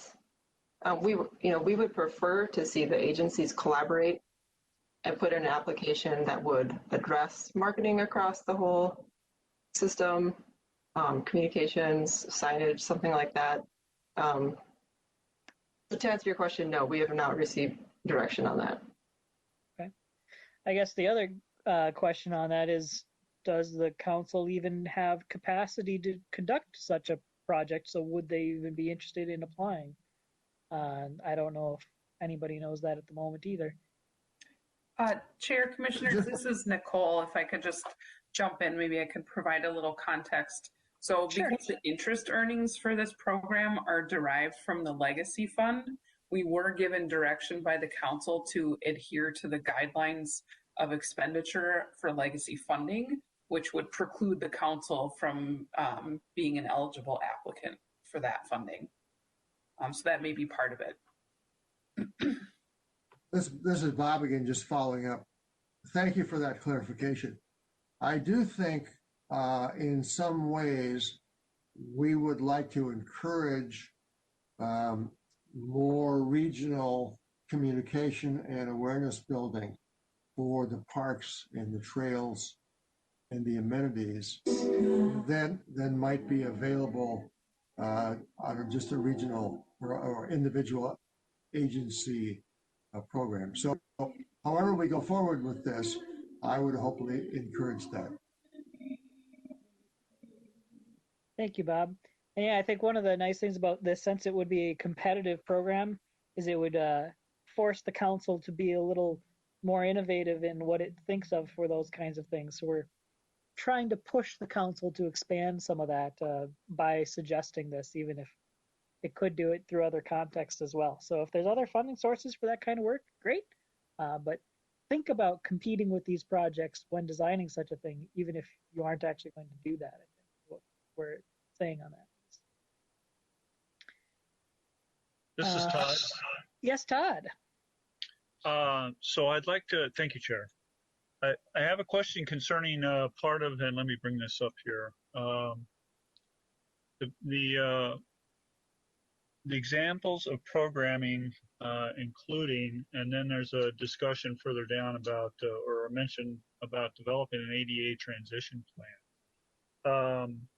Is this for agencies that don't have a current ADA transition plan and they're providing money to develop an ADA transition plan? Or explain to me a little bit better, because I'm a little bit confused on what context this mentioning of the ADA transition plan is.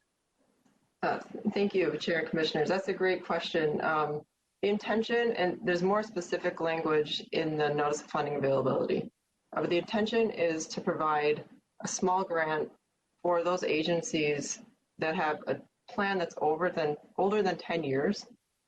So they've already met the basic requirements. They have a plan, but they're just getting a little outdated. And so we want to encourage them to update those plans. And this will provide a little bit of funding incentive for them to do so. And furthermore, there's only 2 agencies that would really apply to. Okay, I was concerned on how much of the grant money would be starting to be funneled into an ADA transition plan that should already be on file. But you have explained it to my better understanding, and I appreciate how that's working. So thank you. Okay, thank you, Todd. Anybody Chair, else? Yes. This is Councilmember Atlas Ingebretson. Just a couple thoughts. I'm curious about, and I'd love to get maybe Todd and others feedback who participated. Are you guys all hearing that background information or noise, or is it just me? No, I'm hearing some of that too. Yeah. Okay. Can I ask a question? Okay. So what I'm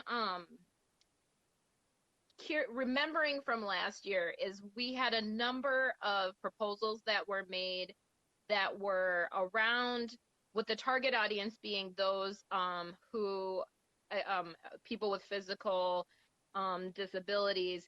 And in some cases, they were either, if I recall correctly, they were either doing things they should already be doing, so they didn't fall into that new category, or there were examples where an agency put together a plan, but it felt to the review committee that there wasn't a lot of engagement of folks within the ADA community in the development of the plan or the proposal, or it just wasn't maybe with fidelity, and that really limited those projects that would benefit the community from being successful. I'm just wondering if there's a way, if that sounds familiar or accurate to those who participated in the review last year, and 2, is there a way for us to share that feedback and guidance more specifically and clearly this time, so that there are projects that come in that aren't about, like Commissioner Hearn said, filling the gaps, the things they should already be doing, but are getting us to a place where they're offering really innovative, exciting, and meaningful opportunities for people that have physical disabilities. I hope that was understandable and clear. I'm happy to clarify if it wasn't. Yes, thank you, Linnea. That does sound familiar to me. There were a few that kind of fell into that category. I know we filled out some surveys and feedback to staff about some changes for the next time this went through. Potentially staff can speak to what was done as a result of that feedback that might address this kind of thing. Oh, thank you, Chair and Commissioners. We're hoping that the scoring criteria will better reflect some of those concerns this year. We've also simplified it so it's easier to understand. Um,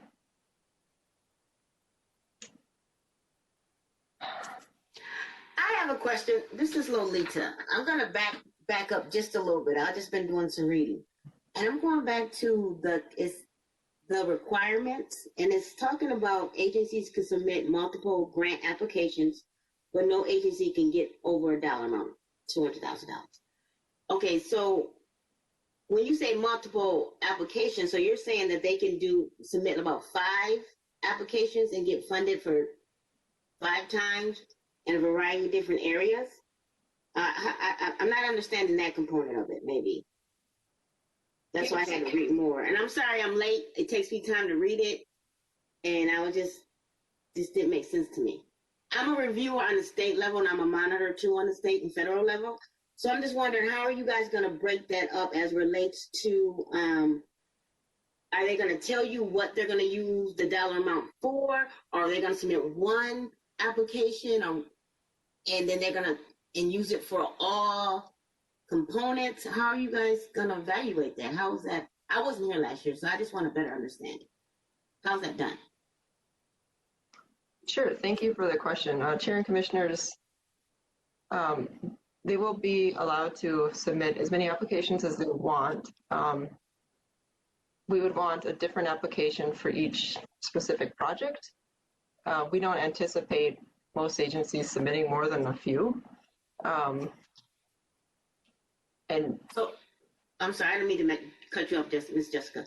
So you're saying that they can't use one application to get all this funding. They got to submit separate applications. Because sometimes what grantees do is they use one application and they apply for the same, for different dollar amounts, but they're not changing the language in their application. But you're asking them to change the language, so that will come with that evaluation component of it that there's earlier talking about, or? Yep. Maybe I'm just not understanding this process. That's correct. The application will ask several questions that they'll have to fill in for the project scope and what, their project outcomes, what they hope to do.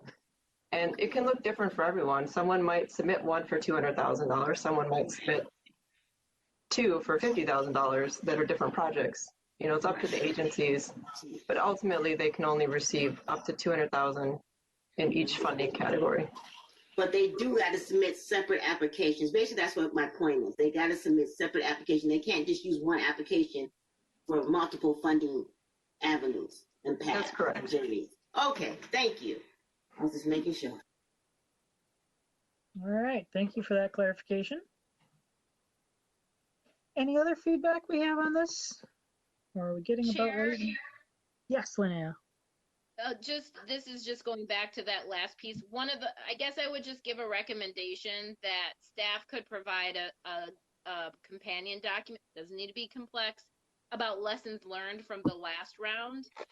That might be a way so that they're not waiting till they see the rubric and we're looking to interpret. I think that, to me, the big missing piece was the ADA projects. So I kind of feel like maybe it warrants just calling that out directly and providing clear guidance. Don't do these things again, or please do this, something like that. I'd really like to see ADA projects come through and be successful. Sure. Okay. I'm seeing nodding, so it sounds like that makes sense. All right. Staff, do you feel like you have the guidance you need for the moment? Yes, thank you, Chair. And thank you, everyone, for your feedback. Okay, thank you. Then I think we'll move on to our last piece here. I know we're going pretty long tonight, but there's a lot on our plate. Our last thing is Parks and Trails Legacy Project Equity Highlights. We're getting a glimpse into some of the more equity-focused components of legacy projects coming up for this next year. And we have Jessica again, as well as people from various agencies. Go ahead. Thank you, Chair. One more time for the record, this is Jessica Lee, Parks Planner, presenting the Regional Park System fiscal year 22 and 23 Parks and Trails Legacy Fund Projects Overview and Equity Highlights in collaboration with the City of St. Paul, Anoka County, Three Rivers Park District, Scott County, and Washington County. Next slide, please. So the purpose of today's discussion is to present the proposed Parks and Trails Legacy Fund projects for the fiscal year 22 and 23 biennium. 5 agencies will present their list of projects today and highlight a project designed to advance equitable use of the regional park system. These agencies are City of St. Paul, Anoka County, Three Rivers, Scott County, and Washington County. And the remaining 5 agencies will present their projects at the January 7th MPOSC meeting. Next slide, please. So the Parks and Trails Legacy Fund was created to support parks and trails of statewide or regional significance after the passage of the Clean Water, Land, and Legacy Amendment in 2008. This amendment increased the state sales tax by 0.3%, and along with the Parks and Trails Fund, established the Arts and Cultural Heritage Fund, the Clean Water Fund, and the Outdoor Heritage Fund. The use of the Parks and Trails Legacy Fund is directed by the 25-year Parks and Trails Legacy Plan, which established 4 strategic directions or pillars for the fund. These 4 pillars are connect people in the outdoors, acquire land and create opportunities, take care of what we have, and coordinate among partners. All projects must meet the priorities of one or more of these pillars. The Council receives an appropriation each biennium for the regional park system. The estimated funding for fiscal year 22 and 23 is $44 million. Of this amount, 10% is set aside for the Park Acquisition Opportunity Fund program. The remaining funds are allocated to the implementing agencies based on a formula driven by O&M shares, population, and non-local park visits. Next slide, please. The implementing agencies have all submitted their list of potential projects for fiscal years 22 and 23 in preparation for the upcoming legislative session. This list is attached to the information item. Please note that these projects could change due to final funding allocations or agency board direction. Agencies are also asked to identify the legacy pillars for each project and any equity components. I'll now ask agency staff to present their list of projects and highlight one that has been designed to advance equitable use of the regional park system. Next slide, and first up is City of St. Paul. Thank you, Jessica. Mr. Chair, Commissioners, and Council Member, my name is Paul Sawyer, and I'm with St. Paul Parks and Recreation. Thank you for this opportunity to talk a bit about the legacy projects and programs that we have proposed for the next 2 fiscal years. It's a great mix of projects that does a bit of rehabilitating some existing infrastructure, adding some new features that have been identified in master plans, and also doing some additional planning work and supporting some ongoing programming that we have used these dollars for in the past. And so just very quickly going through this list, the Fish Hatchery Trail, it is a major trail just downstream from Lower Landing that you heard about earlier. This trail had a catastrophic slope failure in 2016. We have a temporary patch out there to keep the trail open during warm weather, but this project will create a permanent fix for this trail, and so we're going to get that underway. We're looking to add a dog park and rehabilitate a play area at Harriet Island and Lilydale. We're implementing the Hidden Falls Crosby Farm master plan that came through this body earlier this year. And so that will include some work rehabilitating some parking lots, adding some trail connections, and improving flow through the park and into adjacent areas. The Phelan project I'll speak about in a second. Next slide. And then so in addition to the other Phelan project that I'll speak about, we are looking to design the picnic pavilion area. It's heavily used, but is quite outdated at this point. And so we're looking to take a fresh look at that and rehabilitate or renovate the pavilion out there, preparing a master plan for Mississippi Gorge Regional Park, the portion of the park that's in St. Paul to complement the portion of the park that the Minneapolis Park and Recreation Board completed a master plan for over the last couple of years. We have some staff positions, the shuttle out at Comm, and some work specifically around the regional parks and trails in the River Valley that has been done by us in the past and is proposed to be continued. And then the final 2 here are implementing the master plan amendment that you just heard as well as constructing some trails within Cherokee Heights on the west side. Next slide.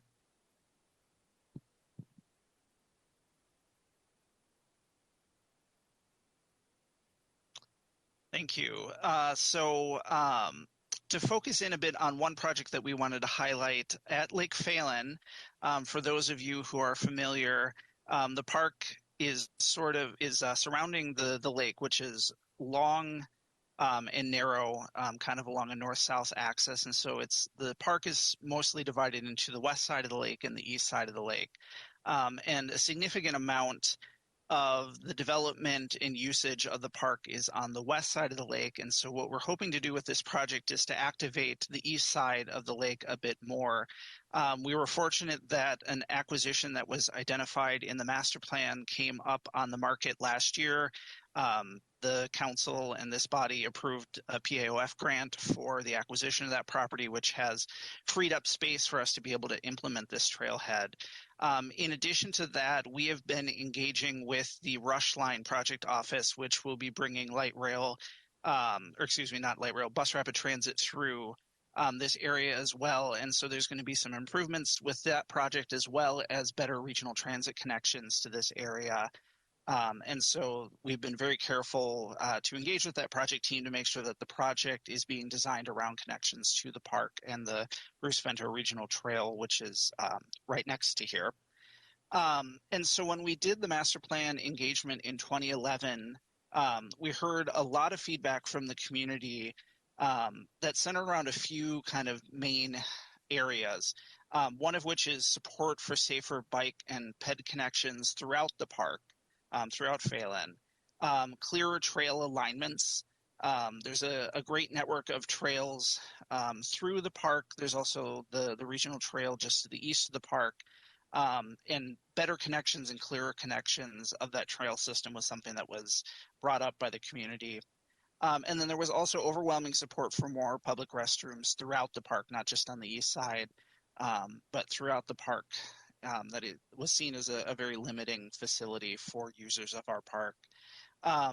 So on the east side of the lake, as I mentioned, there isn't a tremendous amount of development. There is a trail that follows along the lake. There's the regional trail, but there are no drinking fountains. There are no bathrooms. And so you can get into some parts of that part of the park where you're 2 miles away from those types of facilities. And we've found that that is really limiting for our youngest and oldest visitors, those with mobility challenges. And so in an effort to open this part of the park up to more people who really could use a very beautiful and more secluded part of the park, we're proposing to construct a trailhead at the kind of nexus of the regional trail and halfway around the east side of the lake that will include a restroom facility, will include drinking fountains, benches, and kind of be a stopping point and connection to the neighborhood to the east as well, because this will be a place where we can invite the nearby community into the regional park and into the regional trail. And so we will be engaging these communities specifically as part of project development and making sure that the surrounding neighborhood and many of the children that live in the area, as well as there's some senior housing that would be connected from the regional trail. And so making sure that these communities who specifically could be brought into the regional park and made feel more welcome here with these facilities are engaged. And so that's going to be something that we're going to do a lot of intentional engagement on once we reach this point. And I think I'm about at my time, so I would open this up to questions.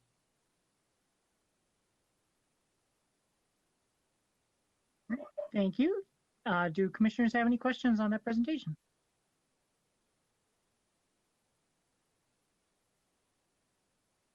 All right, hearing none, we'll move on to the next one. Thanks. Thank you.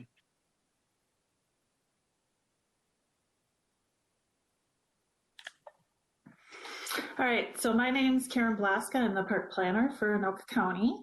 And so our projects are, a lot of them are taking care of what we have.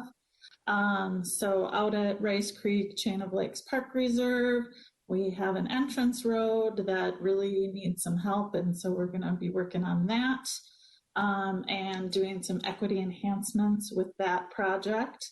Our natural resource management, we've done this with the CCM crews for the last few years. They've really helped us be able to advance our work in our natural resource management. So that's always a pleasure to work with them.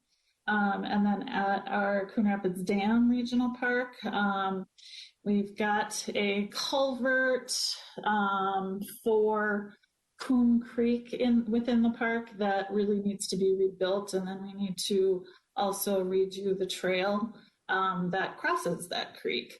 And then at Bunker Hills, we need to reconstruct the roof at our activity center there at the park.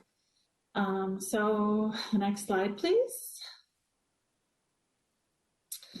So in looking at our projects, we wanted to focus on our Rice Creek Chain of Lakes Park and the road project.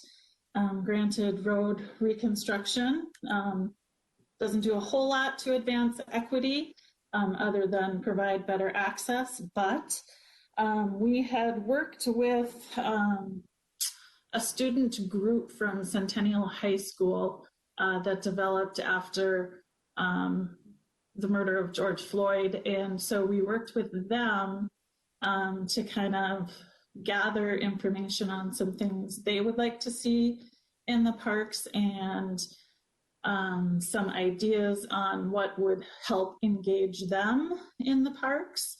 And so we kind of wanted to take some of their ideas and use them in this project just to kind of give them a nod and say, we heard you. We want to give you something or make something available to you right away. So that's why we're trying to include these equity enhancements with our road project. So when we did talk with them, one of the things was, you know, some of them still, of course, were not aware of everything the park has to offer.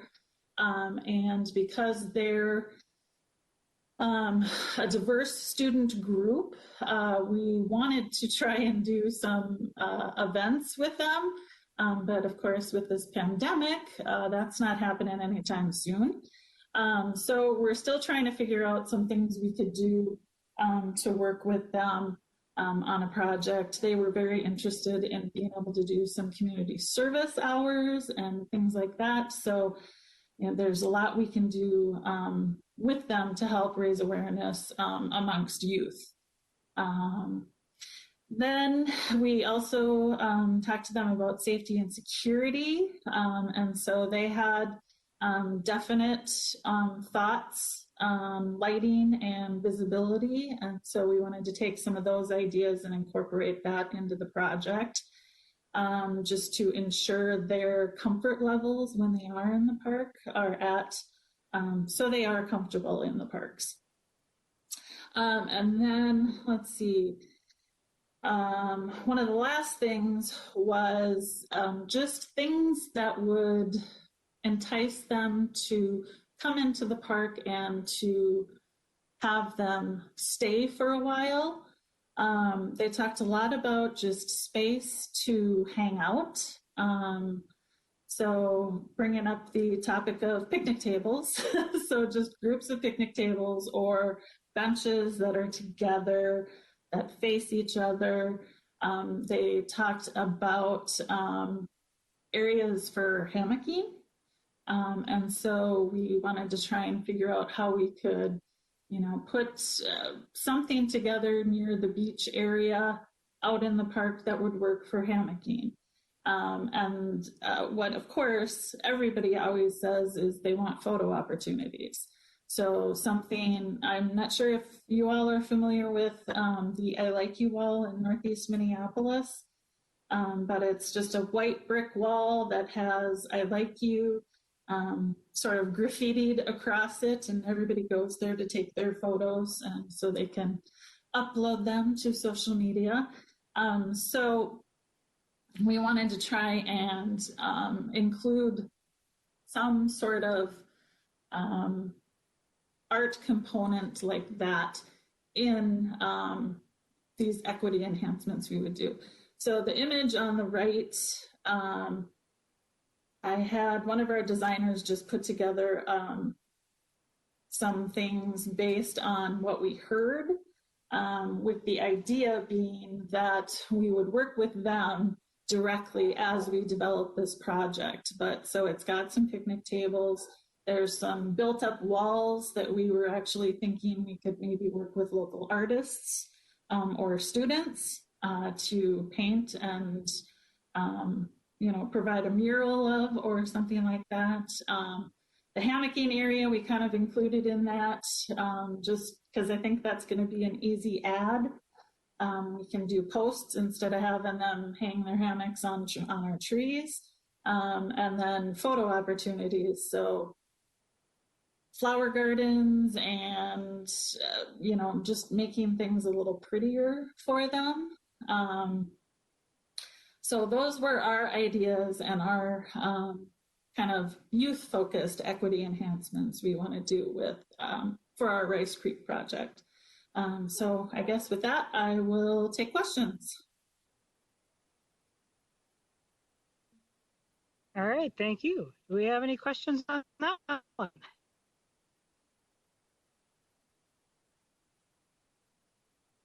All right, if not, we can move on to the others. Go ahead.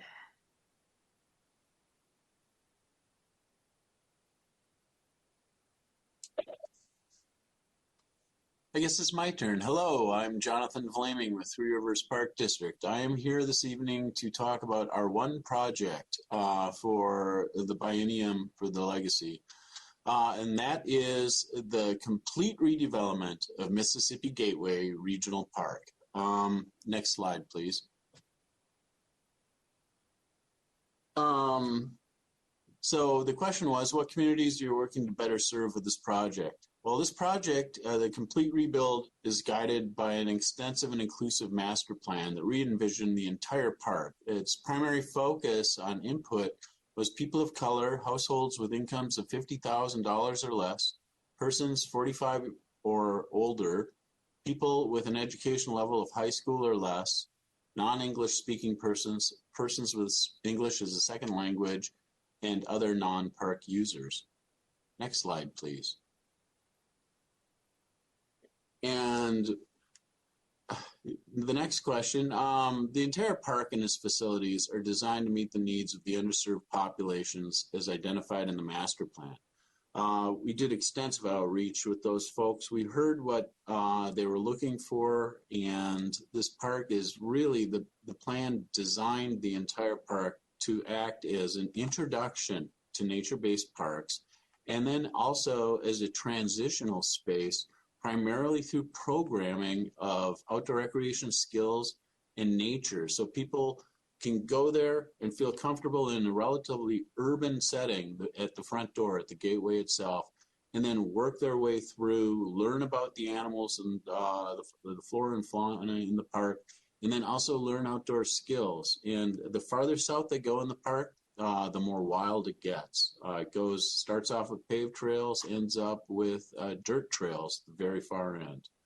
We're really excited about this. Very thankful to the Legacy Program and to the Met Council for being supportive of this project, and we're looking forward to getting it built.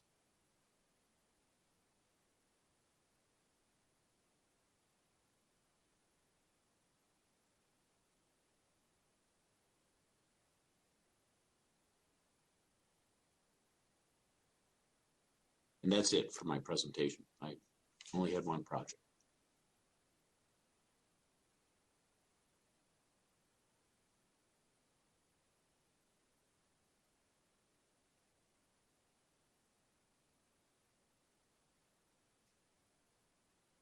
Did I freeze up? Are there any Jonathan, questions? that was great. Thank you very much. Who's next, Jessica? Could we have the next slide, please? Thank you. All right, thank you. So, hi Hi, everyone. My name is Alyssa Delgado, and I'm here from Scott County. While we have 3 projects, I want to talk about the Spring Lake Regional Park Development Project for our highlight today. Next slide.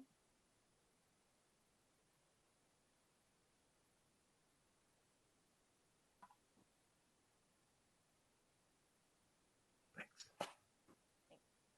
So for some context, Spring Lake Regional Park is located on the border of Prior Lake and Spring Lake Townships and has a master plan that was completed in 2006. Currently, the northern portion of the park has a network of paved trails that connect into adjacent neighborhoods as well as a dog off-leash area. Today, we're highlighting the development of the lakeside parcel shown on the map and by the aerial imagery that is set to start construction in 2021, set to start a community engagement process in 2021, building on previous engagement from the master plan. As this project is a phased project, construction is expected to start in 2022 to build new amenities to enjoy the lakeside geography, including picnicking, a fishing pier, an accessible canoe and kayak launch, and more. Next slide.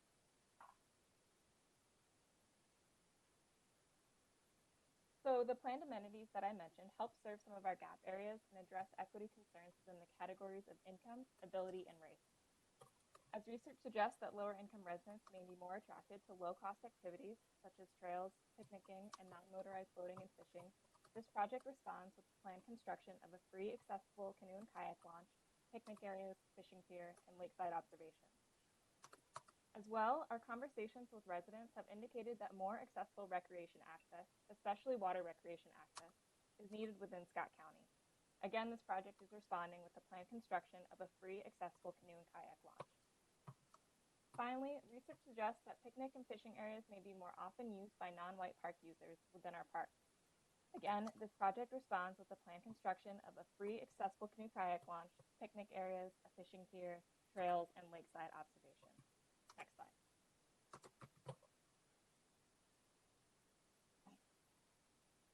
So as shown by the timeline on the first slide, the master plan process in 2006 set a vision for the park and this project site. As that was some time ago, next year in 2021, we will carry out a community engagement process to confirm a vision from today's vantage point on new conversations and understanding.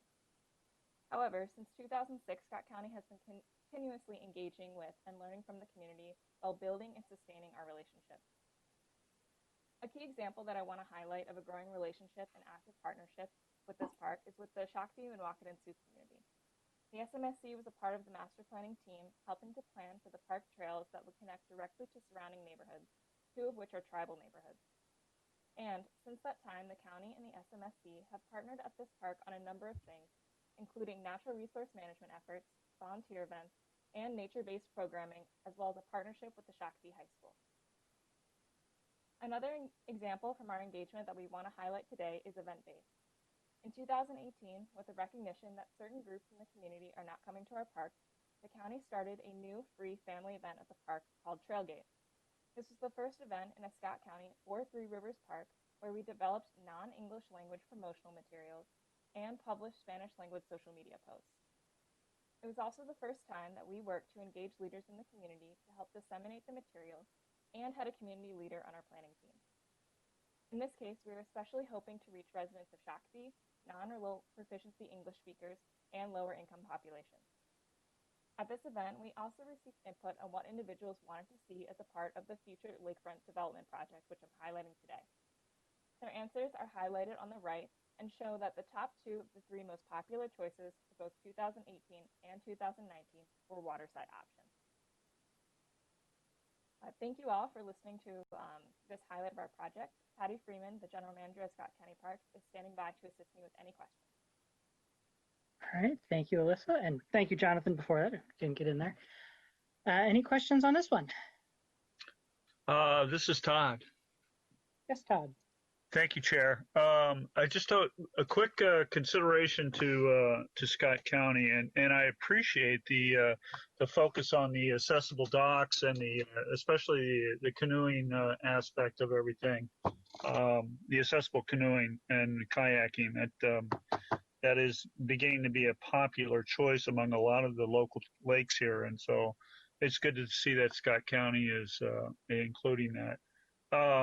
What I'd like to do is maybe mention when you get to the part about ordering the picnic tables that you would consider for some of the picnic areas that are closer to your accessible trail that you would install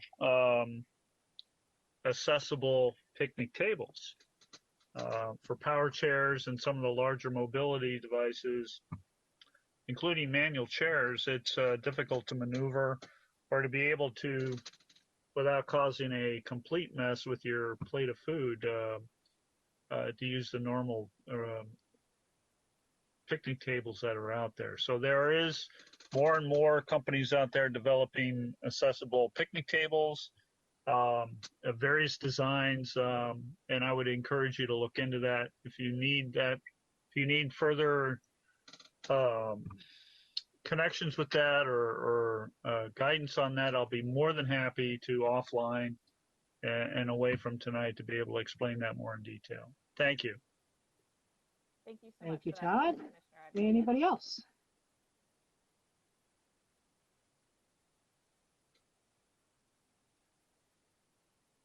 Okay, sounds like we can move on.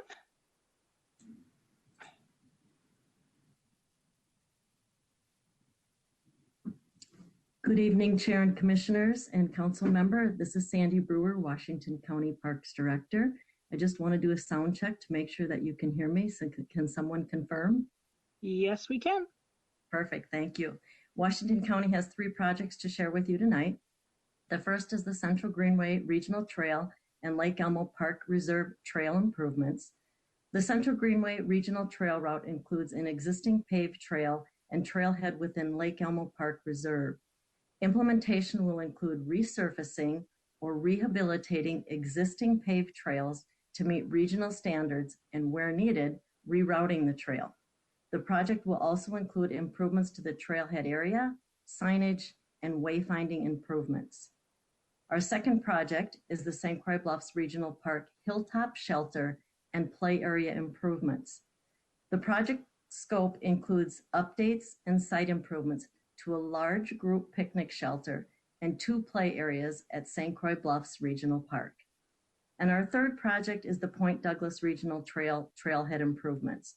The existing trailhead building will be replaced or renovated to better serve the regional trail visitors. Facility renovations may include improvements to the existing restrooms, staff and storage area, ventilation system, exterior and roof. Next slide, please. The project Washington County is focusing on or highlighting this evening is the Point Douglas Park and Regional Trail project. This site is located in Denmark Township at the confluence of 2 federally protected rivers, the Mississippi and the St. Croix. It connects 2 states, Wisconsin and Minnesota, 3 counties, Washington County, Dakota County, and Pierce County, and 4 regional trail systems, Dakota County, Washington County, Prescott, and the future St. Croix Valley. The trail travels along the backwaters and main channel of the Mississippi River, offering many scenic vistas. There are currently 2 20-plus-year-old facilities that serve the existing park and trail, which requires repairs and must be replaced or renovated to meet the current and future demands. This project was identified as an immediate need in a 2018 study of Washington County parks and trail system facilities. A new or updated trailhead facility will provide equity enhancements with accessibility and mobility benefits to park and trail users. The current facilities are outdated and do not provide ADA accessible restrooms or staff facilities. A newer updated facility will be designed to industry standards and best practices for accessibility. Furthermore, the mobility of our users will be improved by upgrading the adjacent connections to the park's beach and the regional trail. Additionally, a 2.5 miles and flat topography, this trail is an ideal trail for first-time trail users. As part of this project, the county will consider landscaping, bike parking, and wayfinding improvements. These amenities will help make the experience of this regional trail easier and more accessible for all. The ultimate scope of the specific improvements will be determined by the funding from multiple sources and comprehensive design processes. As with all our projects, Washington County will do additional stakeholder engagement during the design phase. If anyone has any additional questions, I'd be happy to respond. Okay, thank you. Any questions on that one, commissioners? Chair, just a quick one from Todd. Yes. Sandy, thank you for your presentation. I'll make this as brief as possible. It's more or less a comment or a consideration for your accessible upgrades, which is excellent and great presentation on this. But when you get to your play areas, I might wonder if you might consider some of the special needs that autistic children have. There are certain parameters that help in the play area section and for accessibility. And if you need to have any ideas on that, or if you're already aware of that, just to consider that when you put your play areas in, are you considering the accessibility part of everything? Thank you. Chair and Commissioner, thank you for mentioning that. Yes, Washington County takes that into consideration whenever we do designs of playground.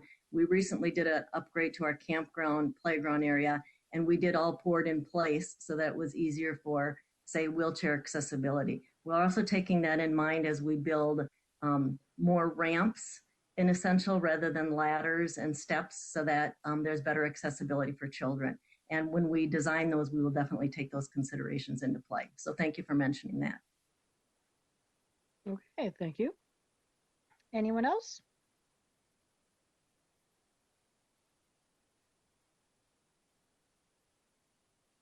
All right, hearing none, I believe that wraps us up for that. Thank you. Thank you. Unless staff have any other things to add, I think that takes us on to our reports. Thank you, Chair. I just wanted to thank real quick all the agencies for their presentations tonight, and we look forward to next month's. All right, thank you.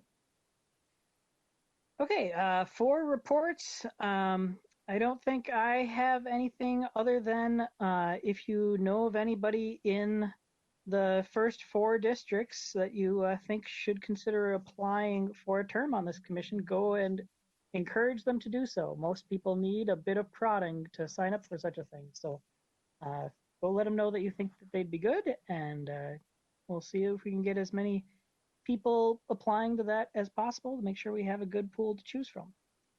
Any commissioner reports? Actually, this is Cecily. I do have one.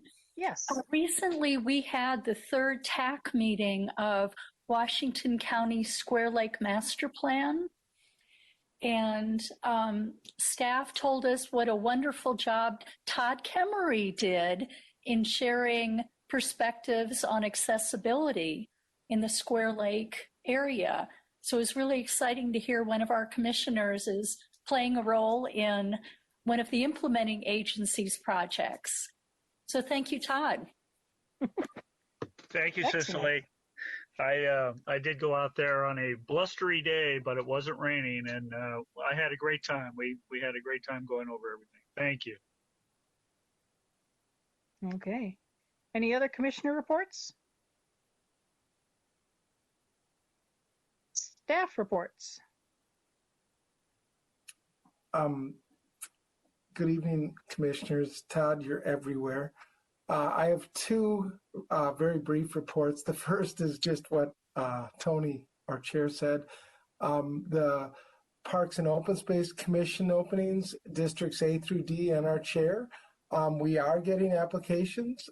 We appreciate the interests of the incumbents, and we are planning to hold interviews in early January. So our council member, Linnea Atlas-Engebretson, and staff are working on that. So thank you. Then I just wanted to mention we are preparing for the 2021 state legislative session that's set to begin in January. This will be a year where the legislature appropriates legacy funds and operation and maintenance funds. I also want to just say that they will also be considering an LCCMR bill. So really excited about those 3 items. So stay tuned. We will keep you up to date on those. Thank you. All right. Thank you, Emmett. And my best wishes to your IT people that get to deal with that closet. I know how that goes. So with that, I believe we are ready to adjourn. Thank you, everybody, for the long meeting especially.